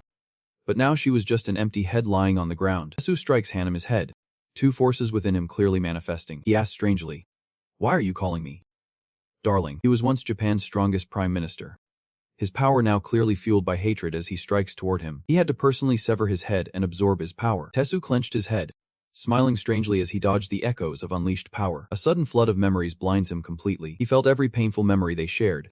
Bit by bit, he clutched his face, eyes wide open. The battle beside Ji Hyung's wing had come to an end. The building caught in the toxic vortex shattered to pieces. He lay on the ground, but only half of his face remained. Ji Hyung puzzled. His body has not fully regenerated yet.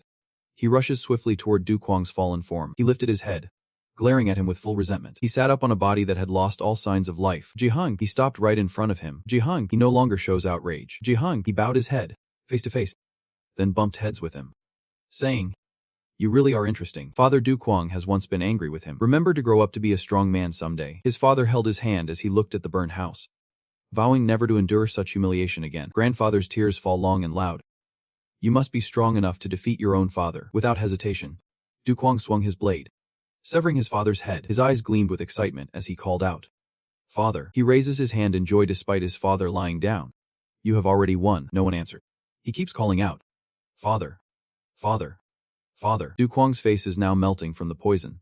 Sir. He fell onto the cold ground, his last breath escaping his body. A sudden call rang out. Master Duquan. The sssrank blacksmith of Catlak Bong. The old man with the wooden staff stepped forward. And kneeling before his master with a gentle smile, the old man raised his hammer high.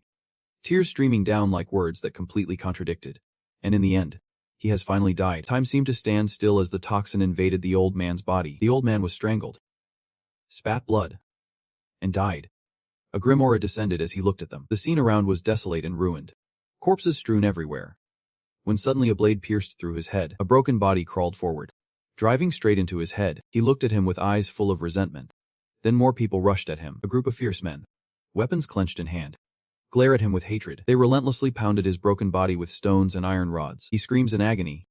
But they ignore him and continue to torment him. They hit harder and harder. Some even ran him over directly with a truck. Ji-Hing has now turned into a pile of gooey flesh. Tears welled up in his eyes as he thought. Now he could never see his mother again. That is right. Someone steps forward to start the engine. Press your eye close. You damn turtle. Just die already. Suddenly, his mother's call awakens him. Ji-Hyung. He sees her faint silhouette in the distance. The gaunt woman rushed over, calling out loudly. Ji-Hyung. You can't find the words now. She ran into the angry crowd shouting loudly. Her son. And they immediately threw stones at her head. Ji-Hyung could not bear to see his mother like that and burst into tears. In the pitch-dark cave, the sound of dripping water echoes endlessly. Singanomi-e. There was a response. You called me.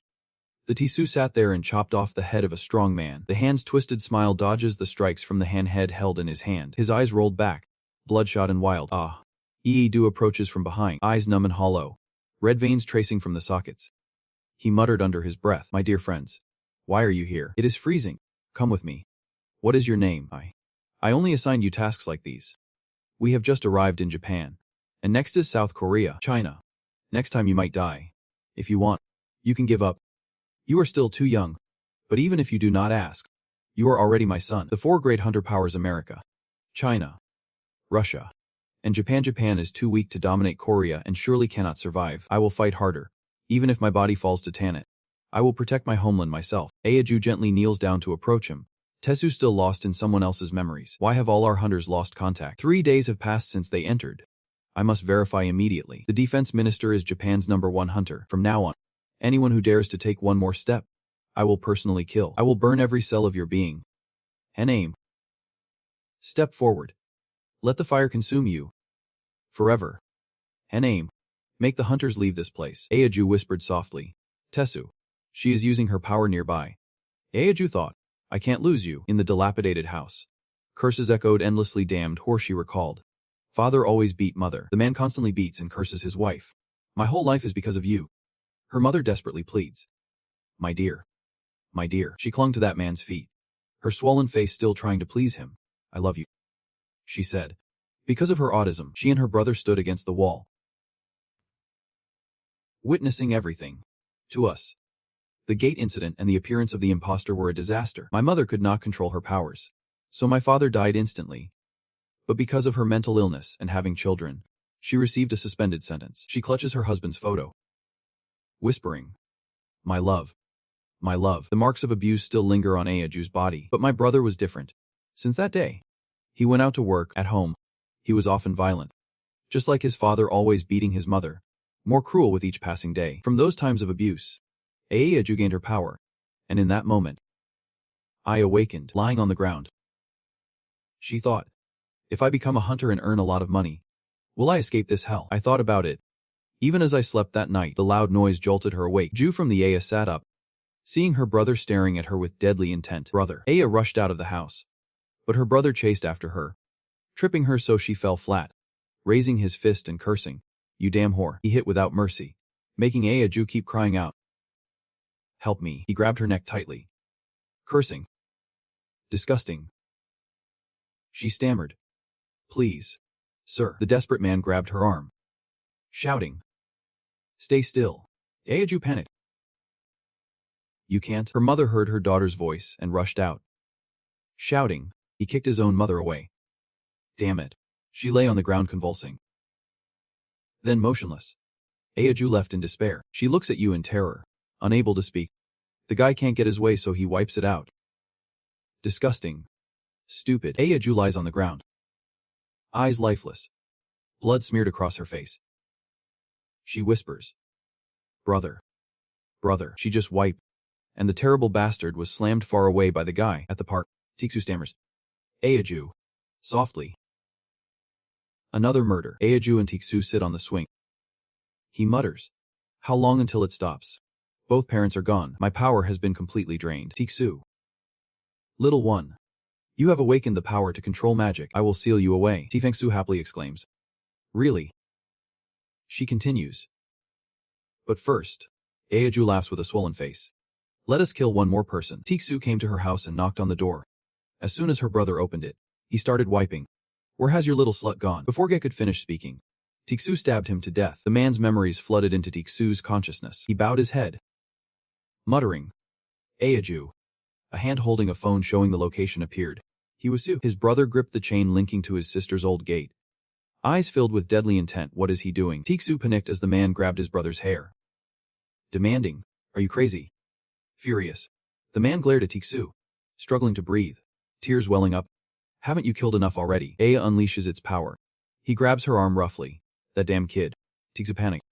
No way. He struggled to break free, sending the man crashing to the ground. The Aya seized the moment and immediately sealed off his capabilities. The scar on Tiksu's neck vanished instantly. He panicked. Brother, he said. Tiksu. But before he could finish, you pierced him with your power, killing him.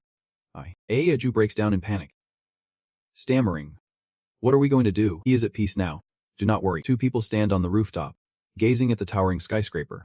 Tiksu silently vows, I will protect you for life. Tiksu snapped out of his frenzy, recalling Aiju silently apologizing as she unleashed her power. He grabbed her arm and asked, what are you doing? Aiju panicked. Tiksu, enraged, killed her without forgetting to curse. That damn woman. Tiksu panics and bursts into tears, clutching the pool of Aju's blood close to him. Recalling those he had killed, he lost control completely, and the pool of blood trembled with him. Hands bound by flesh and blood rise up, calling him master. He was terrified, losing his mind. While Tiksu vomited, he slammed his head against the wall in utter despair. His power amplified as he emerged from the cave. The entire cave collapsed before his eyes. Countless clones bursting forth from his body. They soared into space, each clone embodying the powers he possessed. Enveloping the earth. Together, they sealed the gates of blood, their overwhelming power warping time and space. On Earth, Ji Hung's mother and Ya Yumin walked through the ruins. She saw a mass of flesh being relentlessly tormented by those around it. The villagers cheered upon seeing Ya Yumin, the chairman of the Hunters Association, and sssrank healer. She lost her composure in front of those fierce people. Jai Hyung. She runs over. My son. The villagers kneel before Ya Yumin, begging, please save me. It hurts so much. Please. On the other hand, Ji Hung's mother was mercilessly attacked by them. Ya Yumin placed his hand on the villager's shoulder, reassuring him, it will be all right. The agony of those wretched souls seemed to halt, as if time itself stood still for a moment. She smiled knowingly. After all, we will all die. Jai Hyung, now a monster emerging from the blood mist. His eyes met his mother's gaze. She recalls the moment he was born, her body trembling against the tide of the crowd. Remembering all that mother and child had to endure, she stepped right up to him. In her heart and soul, he remains a child, still her son. He trembled, gently stroking her son's head as she softly called, Jai Hyung. She gently touched the monster's body, Ji Hung's voice calling out. She smiled and replied, I. She sheds tears of joy, smiling softly, my son. No matter what form you take, mother will love you. When suddenly a hand tears through her face. Amidst the blood strands, Taesu's twisted face breaks into a loud, eerie laugh. His mother's body was torn in two, blood splattering onto Taesu's clothes. Jai Hung stands still, letting him use his power to behead him. Whispers rise around Taesu. The sand sculptor of the Kang Guild is still alive. He muttered, I have sealed all the gates in the world. Facing the towering Jai Hung emerging from the blood gate, he remains calm. This is the final moment. A surge of power flows through the gate where he appears. He looks smug. Go happily. Kang Jia. He is in pain but cannot scream out. He is unwilling to accept it. See him. Everyone keeps shouting. Save. Save. He slowly closed the gate amid the crowd's cheers. Jia Hung falls into the abyss, lying motionless on the ground. The monsters lunged forward. As the frenzied beasts swarmed him, he fights them relentlessly, cutting them down one by one, stabbing them like a spark of hatred. Jia Hung frantically slashes without pause. One after another, they rush at me like a raging tide.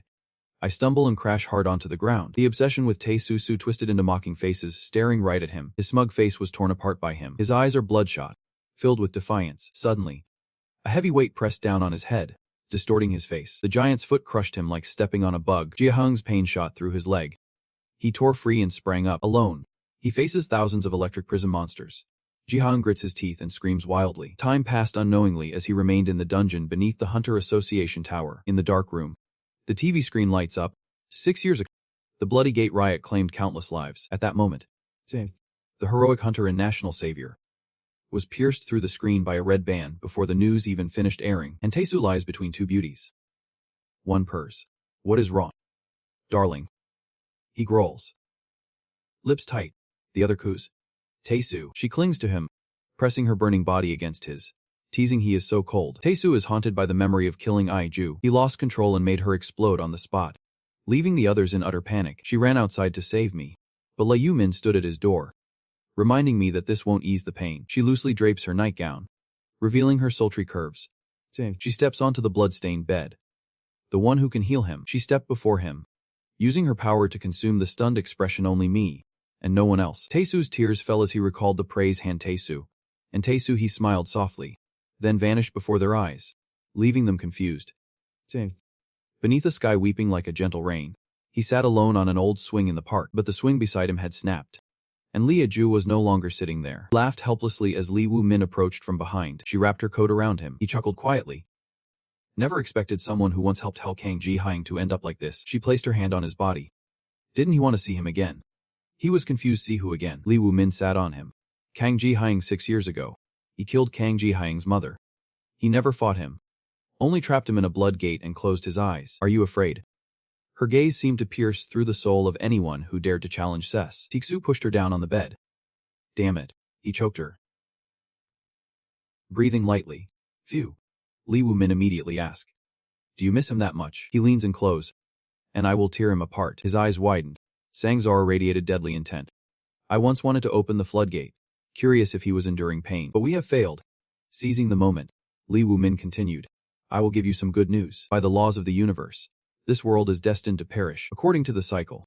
When that happens, the gate will appear. As time passes, the gate will connect to hell, becoming the blood gate. Li Wu-min is already halfway there.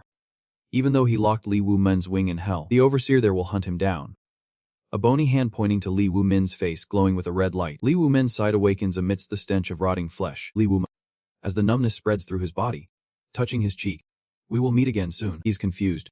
What is it? She pulled her shirt away, and he grew increasingly irritated. What do you mean? She moves with gentle grace. Wait. You have to survive too. She stepped down from the bed. That day will come. He stammered. She jolted out of bed, pinned Li Wu-min's arm to the wall, and demanded, Who are you? She smiles deeply. He looked at him with hidden meaning. He was eager to know. Taesu slammed Li Wu-min's hand against the wall, interrogating. What? What exactly are you? She smiled softly, looking at him with hidden meaning. Do you want to know how? Her eyes glimmered with a hint of green as she smiled. Let me show you. In her story, Mist appears, and he seems to possess overwhelming power over everything. He will lead his legion to destroy this world. He has destroyed billions of worlds throughout time, but this is the first time all the dungeons have been sealed shut. She continued, saying that creating a dungeon must follow the laws of the universe. So even Pale cannot change that. But Kang Jae-hee, a man who escaped hell and shattered space, if he gains power from Pale, he could reopen the prison. Hearing that, Tisu's face turned pale. That is why, when Kang Ji-hyung was locked inside again, Pale tried to track him by following the trail of human magic. But he failed because Kang Jae-hee has turned into a monster. Tisu continued. But after 6 years, he finally found Ji-hee, did not he? The sky outside flashes red, engulfing the entire room. Yu-min watches Tisu smile with delight, fragrant and sweet. His gaze was sharp, her smile bright. The game had begun. In a movie theater, the screen begins to reveal the story of Ji-hyung, a shadowy figure suddenly appearing on the left. Ji-hyung stands before the screen, whispering, I just had a nightmare. And the shadow on the right joined in. The image of his mother being killed by Tesu was projected on the screen. His mother was torn to pieces right in front of his eyes. My child was locked up here and turned into a monster. It has been 6 years now. If I receive power from that one, I can go outside, and Pael's image will be projected on the screen. But if that happens, the world will be destroyed too. The shadow on the left wondered, what should I do now? Are you crazy? Ji-hyung's desperate face is clear as day. She wants to go outside. The shadow on the right sobbing softly. Ji-hyung's eyes are now bloodshot, filled with pain and despair, tears streaming down as he vows to go out and seek revenge. The shadow of Tesu loomed, but it was somewhat dimmed. I want that bastard Tesu to suffer the same fate as me. His image shattered into pieces. I want him to suffer more. To suffer until he can barely breathe. I want to twist every organ inside him while he is still alive. The shadow on the right exclaimed. So cruel, but if you do that, won't you be killing innocent people too? The shadow on the left echoes. That is right. Ji Hyung's image appeared before my eyes again. But do you know, the screen shows young Ji Hyung holding his mother's hand. He was just an innocent kid too. The silhouette of a man rushing to save him from death appears the loss of his father, caused by a truck running a red light, even when you were nearly beaten to death by that bastard Hantesu. What fault did you have? Ji Hyung stands in the ruined room, drained for 5 years in the blood pool, and killing them all outside is justified. He kills without hesitation, tearing through the Japanese. All to save his mother. I killed Lucas because he went mad. But he could have saved everyone too. That disabled guy from China. He came here on his own to die, if it were not for those bastards. Maybe you and I would have lived in peace. The image of his mother being torn apart by Jesus like that is etched deep in his mind. Is not, no matter what I do, in the end, Hantesu will come and kill mother. Won't he? His face appeared clearly, a savage smile sending chills down one's spine. Ji Hyung's face appears once more. Mother, I will be honest. I have killed many innocent people, and now, I want all of them dead. The shadow must say, that is too much. The film ends with the letter N flashing on the screen. Ji Hyung just laughed after watching. Haha. His face now completely dark and empty. He sits between two halves close to his mother, the sky darkening. Then suddenly the screen flickers to life, revealing cookies and a small crowd chattering loudly. Thanks to the national hero Hantesu, we have lived joyfully and happily. A scarecrow jumps out, staring straight at the screen. Everyone is happy. As long as you are not here, all will be happy. The puppet saw Ji Hyung and suddenly wondered. Wait, it is not over yet. Ji Hyung will tear through the screen with his power. Your mother, now split in two, keeps advising you that even if you do this, nothing will remain. You lift the curtain to let the light in. Ji Hyung laughs heartily. The seat's now empty. He steps toward the light. Ji Hyung sheds tears but tries to smile, knowing the city is drenched in blood, as a heavy rain pours from the sky, shattering the glass where Yumin stands into pieces. Teksu crashes onto the street. Ji Hyung steps out from the bloody gate. Now he stands majestic and formidable, his body transformed into a hellish monster. Teksu stared intently at him, and he did not hesitate to meet Han's gaze, and began to use his power, each clone separating from his main body, facing thousands of hellish demons led by Ji Hyung, and fights using his clones. The blood-soaked scene and dark atmosphere signal a brutal battle ahead. Ji Hyung leads a legion of hellish demons against thousands of Tfengsu's clones. A massive explosion erupts in the heart of the city. Ji He rides a cactus dragon relentlessly attacking Tfengsu. As the dragon condenses into a sphere of energy, the sphere exudes a force, as if ready to repel anything that dares approach. The sphere grew large enough, then shot down to the ground, forming a pillar of dark energy that engulfed a vast area. Teksu barely dodged the blow, his eyes locking onto Ji Hyung's hollow face, as he summoned the power to mimic the form of a dragon. He controlled it to fly towards Ji Hyung. Tfengsu leapt onto the dragon's head, launching an attack at him. Two powerful energies collide, creating an explosion and shockwave pillars on Earth's surface. He and I dragged each other out into the vastness of space. At this moment, the peaceful countryside home appears, where a mother gazes at her son's portrait, lost to the devastating waves. Ji Hyung punches him hard in the stomach.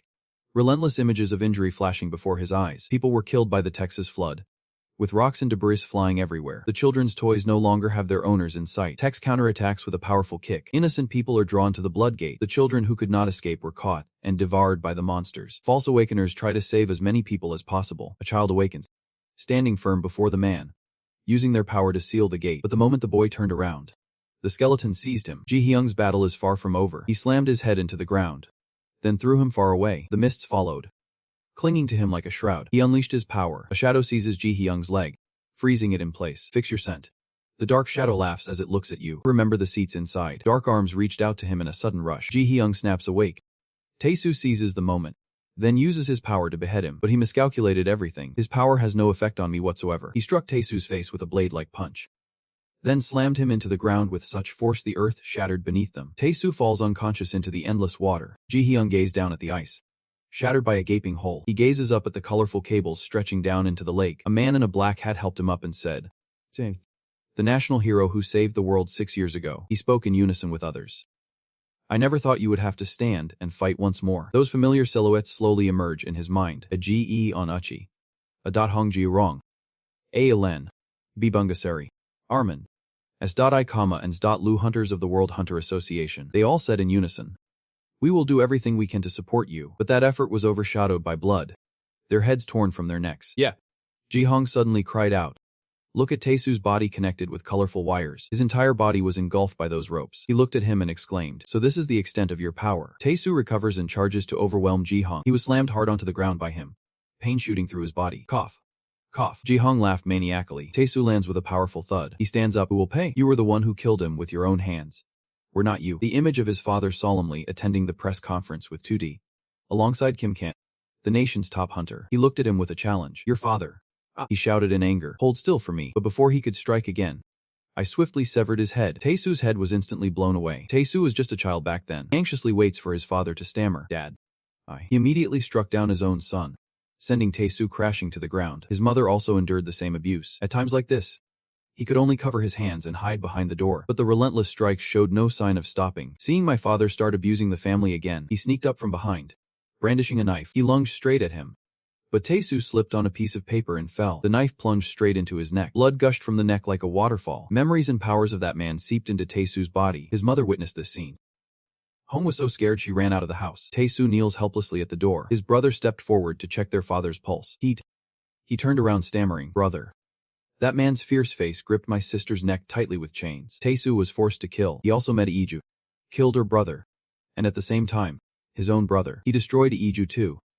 Regret, anger, and fear lurking within him. At the Hunter Association building, Taesu glares at you with intense annoyance. Thousands of heads piled up, all of them wanting to bite his car. Those he once killed now seek to kill him. They became the nightmare he never saw coming. Awakened in the dead of night, Taesu could not stop vomiting. "With love beside you. Surely today will be yours. It hurts so much, does not it?" Both magic and memories converge within. Taesu stretched out the tangled wires on him, making her wonder how many people were involved in this mess. He turns back with a smirk. "You really think you can seal away my power? Love, please stay calm. I am just a healer. I can't do that. You can handle that on your own." He clutched his face, those hands stained with the blood of countless whispered souls. "Damn. I can't seal my powers on my own." He lunged off the bed, muttering under his breath, "This can't go on like this. It is completely unacceptable. I have to see her again." Taesu's eyes open wide. Resolute. "I have to see Yaiju again." The cave has collapsed. He relentlessly searches for Yaiju's body. I tried to bring Yaiju back to life, but all those efforts only led to failure. That made me feel utterly hopeless. Then I suddenly thought of a way. An extreme gravity. It can distort both space and time. That is right. Time. If only I could turn back time. Return before Yaiju must die. Guided by gravity. I have tested 14,578 different combinations of abilities. Some continents were destroyed back then. Countless times I came close to death. But after relentless effort, I finally succeeded in reversing time. But this time, it brought along another problem. He spiraled into despair. No matter what I did, the crowd's chant echoed. I can never go back to that moment. At that moment, Taesu rose from the ground amid the crowd's joyful cheers. But Aiju had to die. Why did it have to be this way? Is it because I have sealed the dungeons? This disrupted the timeline, causing it to close. But Taesu immediately denied it. There has to be a way. He still tries to interfere with the flow of time. But no matter how much I think, I just can't find a way. Though I have tried every way and turned back time countless times, I still fail to save Aiju. And from that moment on, I could never turn back time again. The more you sow chaos, it is all because of you. Until I kill you, I cannot fall. No way. I am definitely not going to die. The flow of time pulls them both back to the past, repeating endlessly. In that building, the TV keeps playing. 6 years ago, the blood prison riot claimed countless lives. Back then, the Taesu Hunter, a national hero, still acted like a bandage on the TV screen. 24 hours ago, Taesu sneered with pride. 24 hours later, the battle raged on.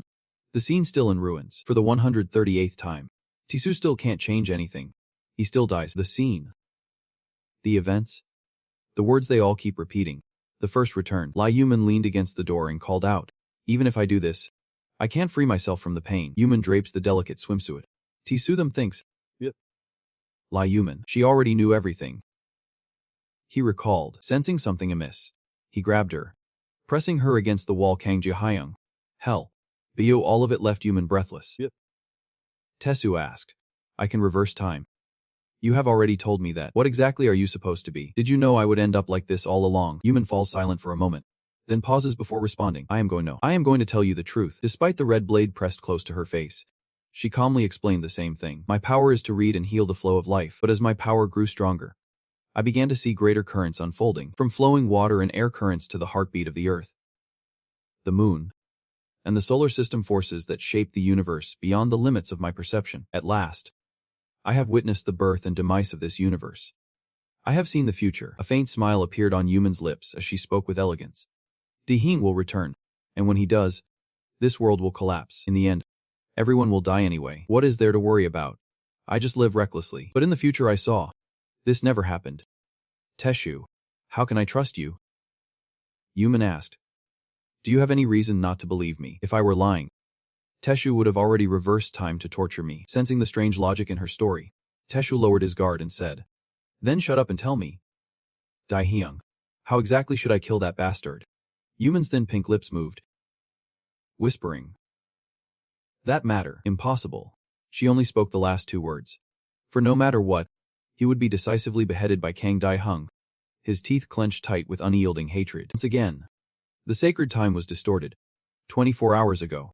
For the second time, Teshu opened his eyes wide, recalling Yuman's words. Diheen possesses the power of hell. Time reverses once more.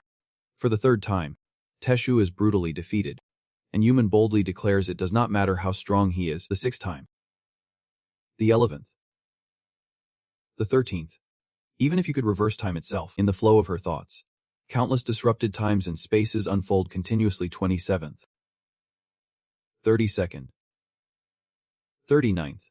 50 each loop opened, closed, pulled back, and released endlessly, even now, as the world remains bathed in red smoke and bones, with bodies sprawled on the ground, heads severed from necks. He recalls Yuman's words impossible, yet here they are. For the 137th time. After countless times of reversing time to torment Lei Yuman, I realized she was not lying. I really could not kill him in time. He was still stunned. Eyes wide, as a sharp object flew toward his green eyes. Damn it, Tisu thought. And time slipped away once more, the city shrouded in a red haze of bones. The sound suddenly bursts into golden silence. A voice calls out loud. Now he has returned to 6 years ago. The limit point of time reversal. Clutching half his face as the echoing call rings in his ears. He looked down at the severed legs on the floor and wondered. If I brought your mother back to life, would you finally stop? Daihyung, but no matter what I do, I can't revive someone who is not awakened. Not even with Lei Yuman, it is hopeless. Tisu frowned and made a decision. Yes. There was no other way. I have no choice but to kill you. Behind him lies countless shattered souls. Blood spilled, eyes wide open, and body parts scattered from sudden death. The night sky sparkles with 1,000 stars. 6 years have passed. Tisu reflects on his achievements. I have killed all the lustful beings in the world, absorbing their dark power, and as more demons appeared, I sealed all the blood hells shut. But Tisu recalled the scene back then. He opened the gate himself and stepped outside. A violet spot appeared on his fingertip, and Tisu sealed the deal. So I wiped him out, but he was too strong. He resurrected and killed me. Tisu could not help but recall the times his head witnessed an arc soaring into the sky when it was beheaded. He solemnly recalls the times he was defeated. Even if he is locked inside a diamond buried deep underground, he will shatter it to escape and kill me. Even if he destroys the earth, he will still traverse the cosmos to kill me. Even if I throw him into a black hole, he will still escape and kill me, he said. I killed Kang Jihang's mother, trapping him in the blood prison. As long as that truth remains, he will always try to kill me at any cost. I can't take this anymore. Tisu, tears streaming down in pain. Stop right now. You bastard. But before his tears could fall 8 drops down his left cheek, fresh pain sliced through Tisu's flesh. After thousands of time reversals, I realized one thing. Tisu recalls that night when Yumin said killing Kang Ji-hyang was impossible. He would return and destroy this world. That is the future I saw. And the truth was simply that. Tisu realized once. When he turned back time, he sat by the wall, reflecting. I have lived recklessly for 6 years. Then Ji-hyang appeared again and killed me. Tisu's head falling off his neck once more. Not wanting to die, I turned back time. Repeating endlessly, Tisu swung through the vibrant strands of countless returns to the past. Suddenly, I realized something. He was just a man when faced with Ji-hyang's deep, haunting eyes. To kill Kang Jae-hang, he has always done everything alone, but it was only natural. Tisu recalled the warmth with that girl, for he had never opened his heart to anyone but Juka. His dark, stormy eyes widened at a new truth. But this time, what if he was no longer alone? Light gradually shines through. 2 hands clasped tightly once more. This time, Tisu has returned, but he did not kill a single soul, neither Zulu, Bungasari, nor Alan. Instead of killing, he told the whole story to every hunter in the world. Standing before a vast audience, Tisu showed no hesitation as he recounted how he had killed Kang Ji-hyang's mother, and even how he had turned back time countless times. Then next, you begged them for mercy, Sai. Achi. And men all watched intently, even you, standing behind the stage, had to turn his head until the last row was empty. Tisu still stood there. He approached the dilapidated temple door, determined to persuade everyone inside. You have turned back time hundreds, thousands of times. He even arrived before a solitary, crumbling castle. The swirling past unfolds clearly. Many have died unjustly under Tisu's hand. Nameless souls sacrificed for meaningless games. For Muchi and Ji-hyung in Alan. Everyone has their own story, and they once lived their own lives. With both A and men being mentioned, Tisu half closed his eyes. Right at that moment, Tisu began to speak, revealing the dark powers he absorbed. The dialogue between himself and the inner strength. It is unclear how much time has passed, or how many times he has turned back the clock. Tiansu has finally emerged. The magical current below took human form, then vanished. Tisu ended the call, channeling all the magic within her body. He just stood there, hesitating in the realm of subconscious. Only then, or last, did he dare to face that past of his. Tisu knelt down. He began to regret his unfortunate victims. The cruelty of it all. How terrifying it was, but a vortex appeared. And because of that, he could not ignore it any longer. The hunters cast their eyes toward Tisu. You never let anyone endure the pain of losing someone they love. Kangjia. But the outcome remains unchanged. Tisu confesses in front of the crowd. The same whirlwind returns. A strong body with great wings emerges once more. Tisu did not bother to look up, just glanced upward. He is ruthless at heart. So I have no choice but to kill you. He gazes upon the World Hunters Alliance, a gathering of those ready to face Kang Ji-hyung in battle. The monster's footsteps drew near. And that was a grave mistake. Tisu stands amid the rubble, facing a resolute Kang Ji-hyung. Tisu has done everything he can, given his all. After repeatedly rewinding time and fighting, he has learned and understood it all. Each strike from Kang Ji-hyung, meticulously guided, as if recalling the moments when he watched each hunter train together. And then they fought together, tens of millions of times. The number of time-space continued to grow endlessly, but in the end, it was all in vain. The ground littered with countless deaths. Tisu recalls Yi Mun's fragile words. Killing Kang Ji-hyung is impossible, and he can't help but falter. In the end, there is still nothing to trade. Kang Ji-hyung was right in front of Tisu. I sincerely apologize to everyone. Whispered his final words. Kang Ji-hyung. Tears streaming down his face. Kang Ji-hyung swung his arm like a blade toward Tisu. The blood-soaked ground, still wet, now stained even deeper red, but the pain never came. Tisu opened his eyes wide, staring at the person before him, long hair cascading down. He recalls the image of the wealthy woman fleeing hurriedly, then running away in fear. At that moment, she stood before Tisu, head bowed, letting out muffled sounds. Kang Ji-hyung realized. So this is your mother, he said, looking at the wealthy woman with a face smeared in blood and tears. Sight. I already stabbed you, one blade piercing straight through your face, accompanied by words too bitter to hear. The body was split in two, and Ji-hyung laughed. Damn it. He clenched his fists as the two halves of the wealthy woman's body lay at his feet. A heart-wrenching scream echoes, yet remains unheard. Tisu was completely stunned by what had just happened. He stared in awe at the wealthy woman before him, the girl standing before him, her hands hanging limply. He realized with shock. Mother. Remember the past. My father's side were parliament members. My mother's side judges. I was born from a political marriage. A family photo of three. Feeling distant. But since childhood, Mother was forced to appear perfect in everyone's eyes. The girl stood, gazing at the many awards displayed on the wall. Despite life's harshness, her mother never once complained. Her flawless, perfect face bore no blemish. For my mother believed that the girl standing silently among the medals that was the true meaning of life. Deep within her eyes lie tangled emotions.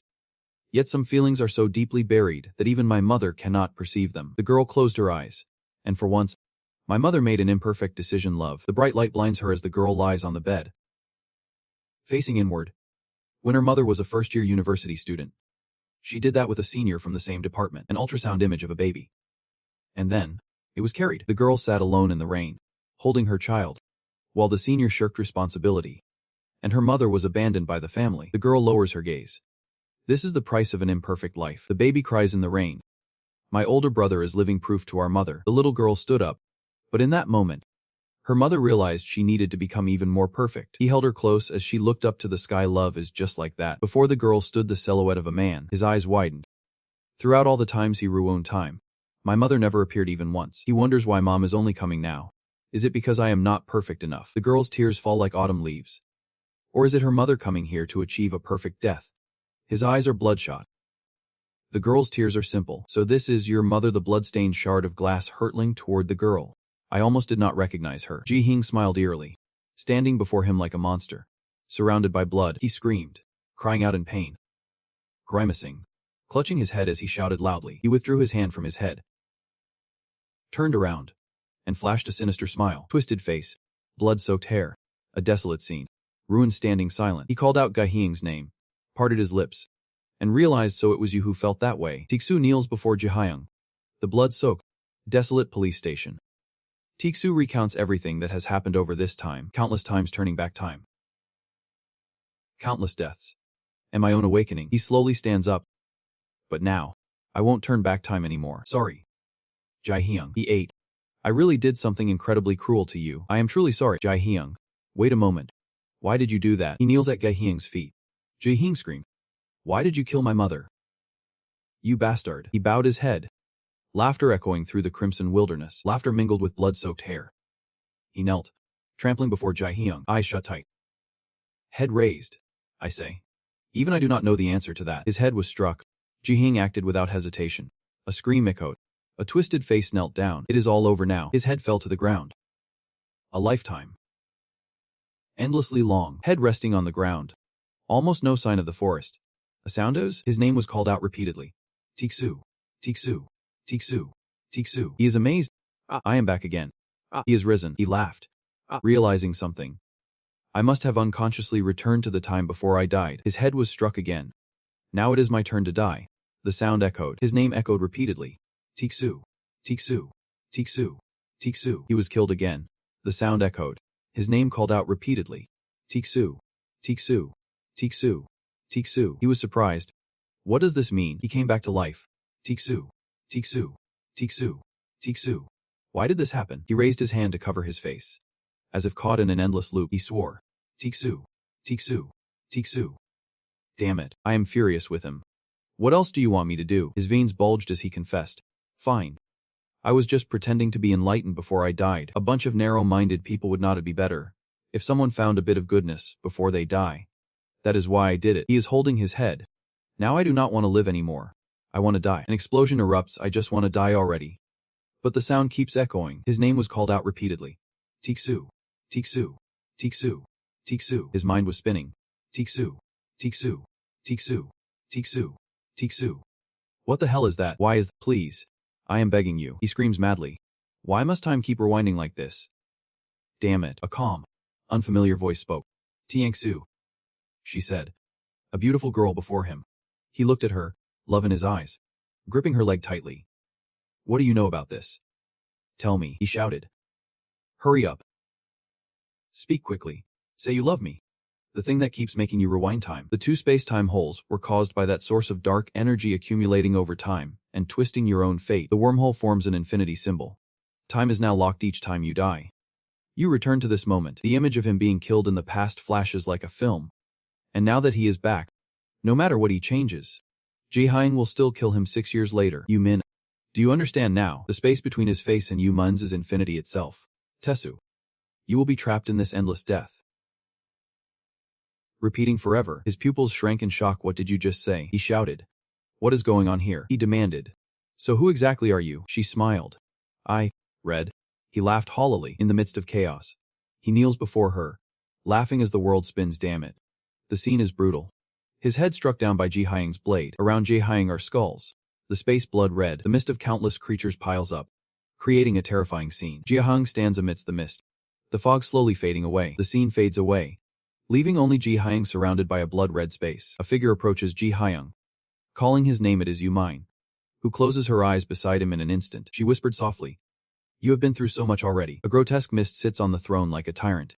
The ruler of hell, Baeo, with his dark eyes, has been relentlessly calling for the complete destruction of this world. Through all that endless time, he had even forgotten who he was. Eyes like bottomless wells. Why must I do this? There is only destruction and ruin. Baeo stood beneath a sky drenched in blood. But one day he realized he felt utterly alone. Baeo bowed his head to the ground, for he believed he had created life.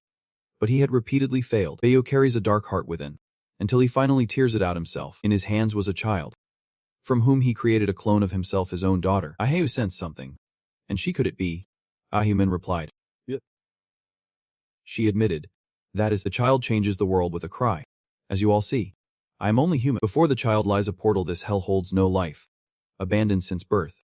I have always been alone, she narrates. The world outside the dungeon is slowly closing in. The world now is nothing but towering mountains and treacherous terrain. 4.5 billion years ago, Earth was destroyed. My body was racked with pain. I once wished to die. But as the heart of Pale, I could never truly die. She screams in pain. As long as I share the same space with Pale, I will only die and be reborn again. She said it was utterly hopeless. Her eyes widened in utter despair. And only then could I finally die, she concluded. This truly is a solitude. Wahyomin stands amidst the snowy sky. Vast mountains beneath a sky filled with countless shooting stars. I have lived alone for billions of years, she wanders on. And then, one could say, no one would ever understand that. Wahyomin walks silently. For a loner like me who has lived billions of years. Her face is soulless. What does it mean when she sees others by the fire ahead? Wahyomin tenderly rested her head on the shoulder of a man I once loved. The man lived with her until old age. The loneliness of billions of years was almost forgotten, and I was immersed in happiness. That man was lost, leaving Wahyomin alone. Yet time keeps flowing. The one I love has left this world. The one I love has left this world. She thought again. And I had a child. I lived to see my child have a child. And then my grandchild have their own. She surrendered to fate. I had to accept the parting. And then met someone new. She thinks that, throughout that endless stretch of time, I have loved countless times. Miss Mama, you stood alone in the vast sea. But in the end, everyone perished, only I was left behind. She sat silently on the sea's surface. Her solitude a pain that pierced to the bone. A human agony. Though she has overcome it, her eyes wide open, pain stretching across billions of years. Wahyomin, lonely, embraced herself. But I could not bear that pain any longer. She vaguely realized it. And in that moment, I understood my father. Beneath a sky soaked in blood, my father was ready to give his heart to me. Just to erase the loneliness. Her body lay trapped in spider silk. The moment Bayo's heart merged as one, that heart was given to me. She gazes into the void. A single future, the one where I can see my father again. Wahyomin continued. One distant day in the future, the bloody rebellion of Kin will unfold. Wahyomin stood there. The scene bathed in red through him. Diayu was stunned. Why the flag? Wahyomin explains that by overcoming the monster and escaping that hell on his own, he has stretched the fabric of space itself. It defies the laws of the universe. I have seen what will happen in the future. And only you can make it happen. Wahyo questioned her. So she took advantage of me. Could it be that Wahyo remembers her father and mother, as well as my father and mother? You said everyone went through that. Right. Wahyomin admitted. Yep. As though Ho's fist lunged toward Wahyomin, she was sealed mid-strike. The bone horn shattered, revealing Wahyo's true form. Wahyo cursed fiercely. Wahyomin said plainly. The future I see ends right there. Damn it, said. Because of you. Wahyomin said. To repay you, I gave Tikshu a death. I was always cursing. Damn it. Wahyomin kept talking. He has been trapped in an endless loop.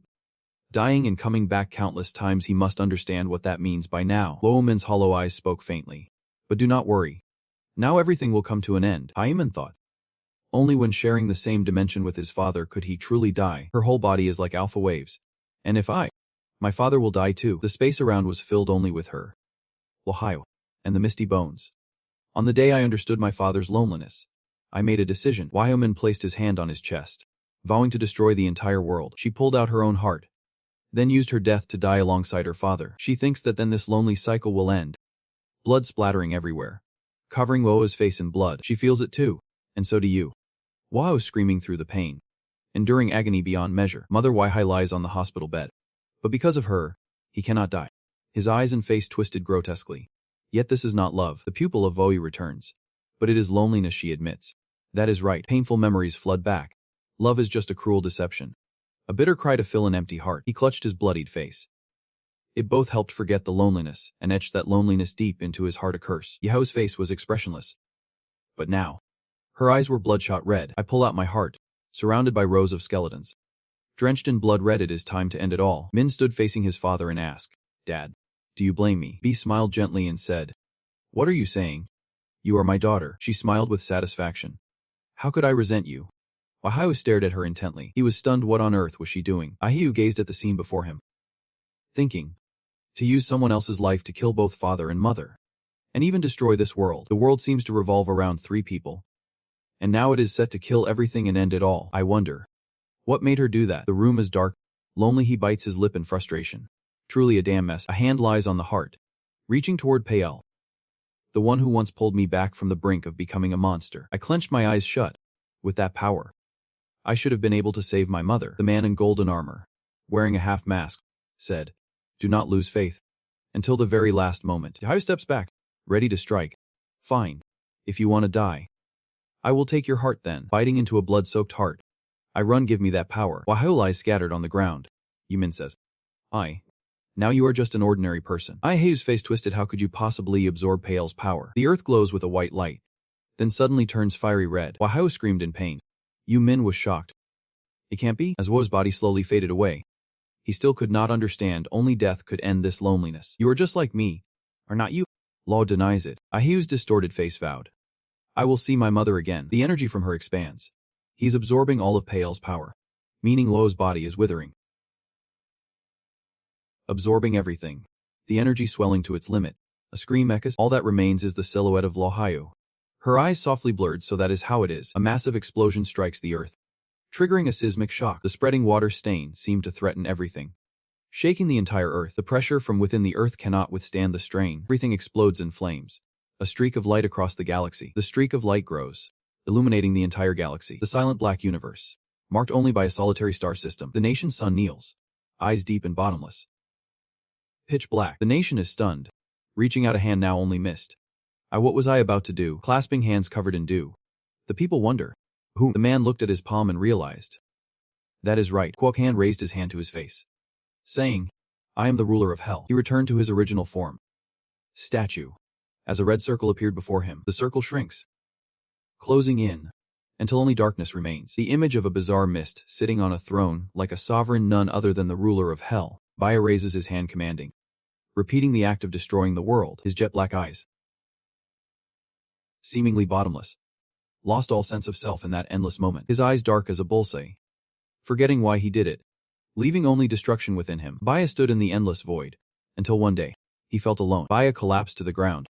He created life, yet he kept failing. 3 new scars form a heart in reverse, until he tears out his own heart. In his hands was a child, and he created a clone, his own daughter. Before the child stood a portal.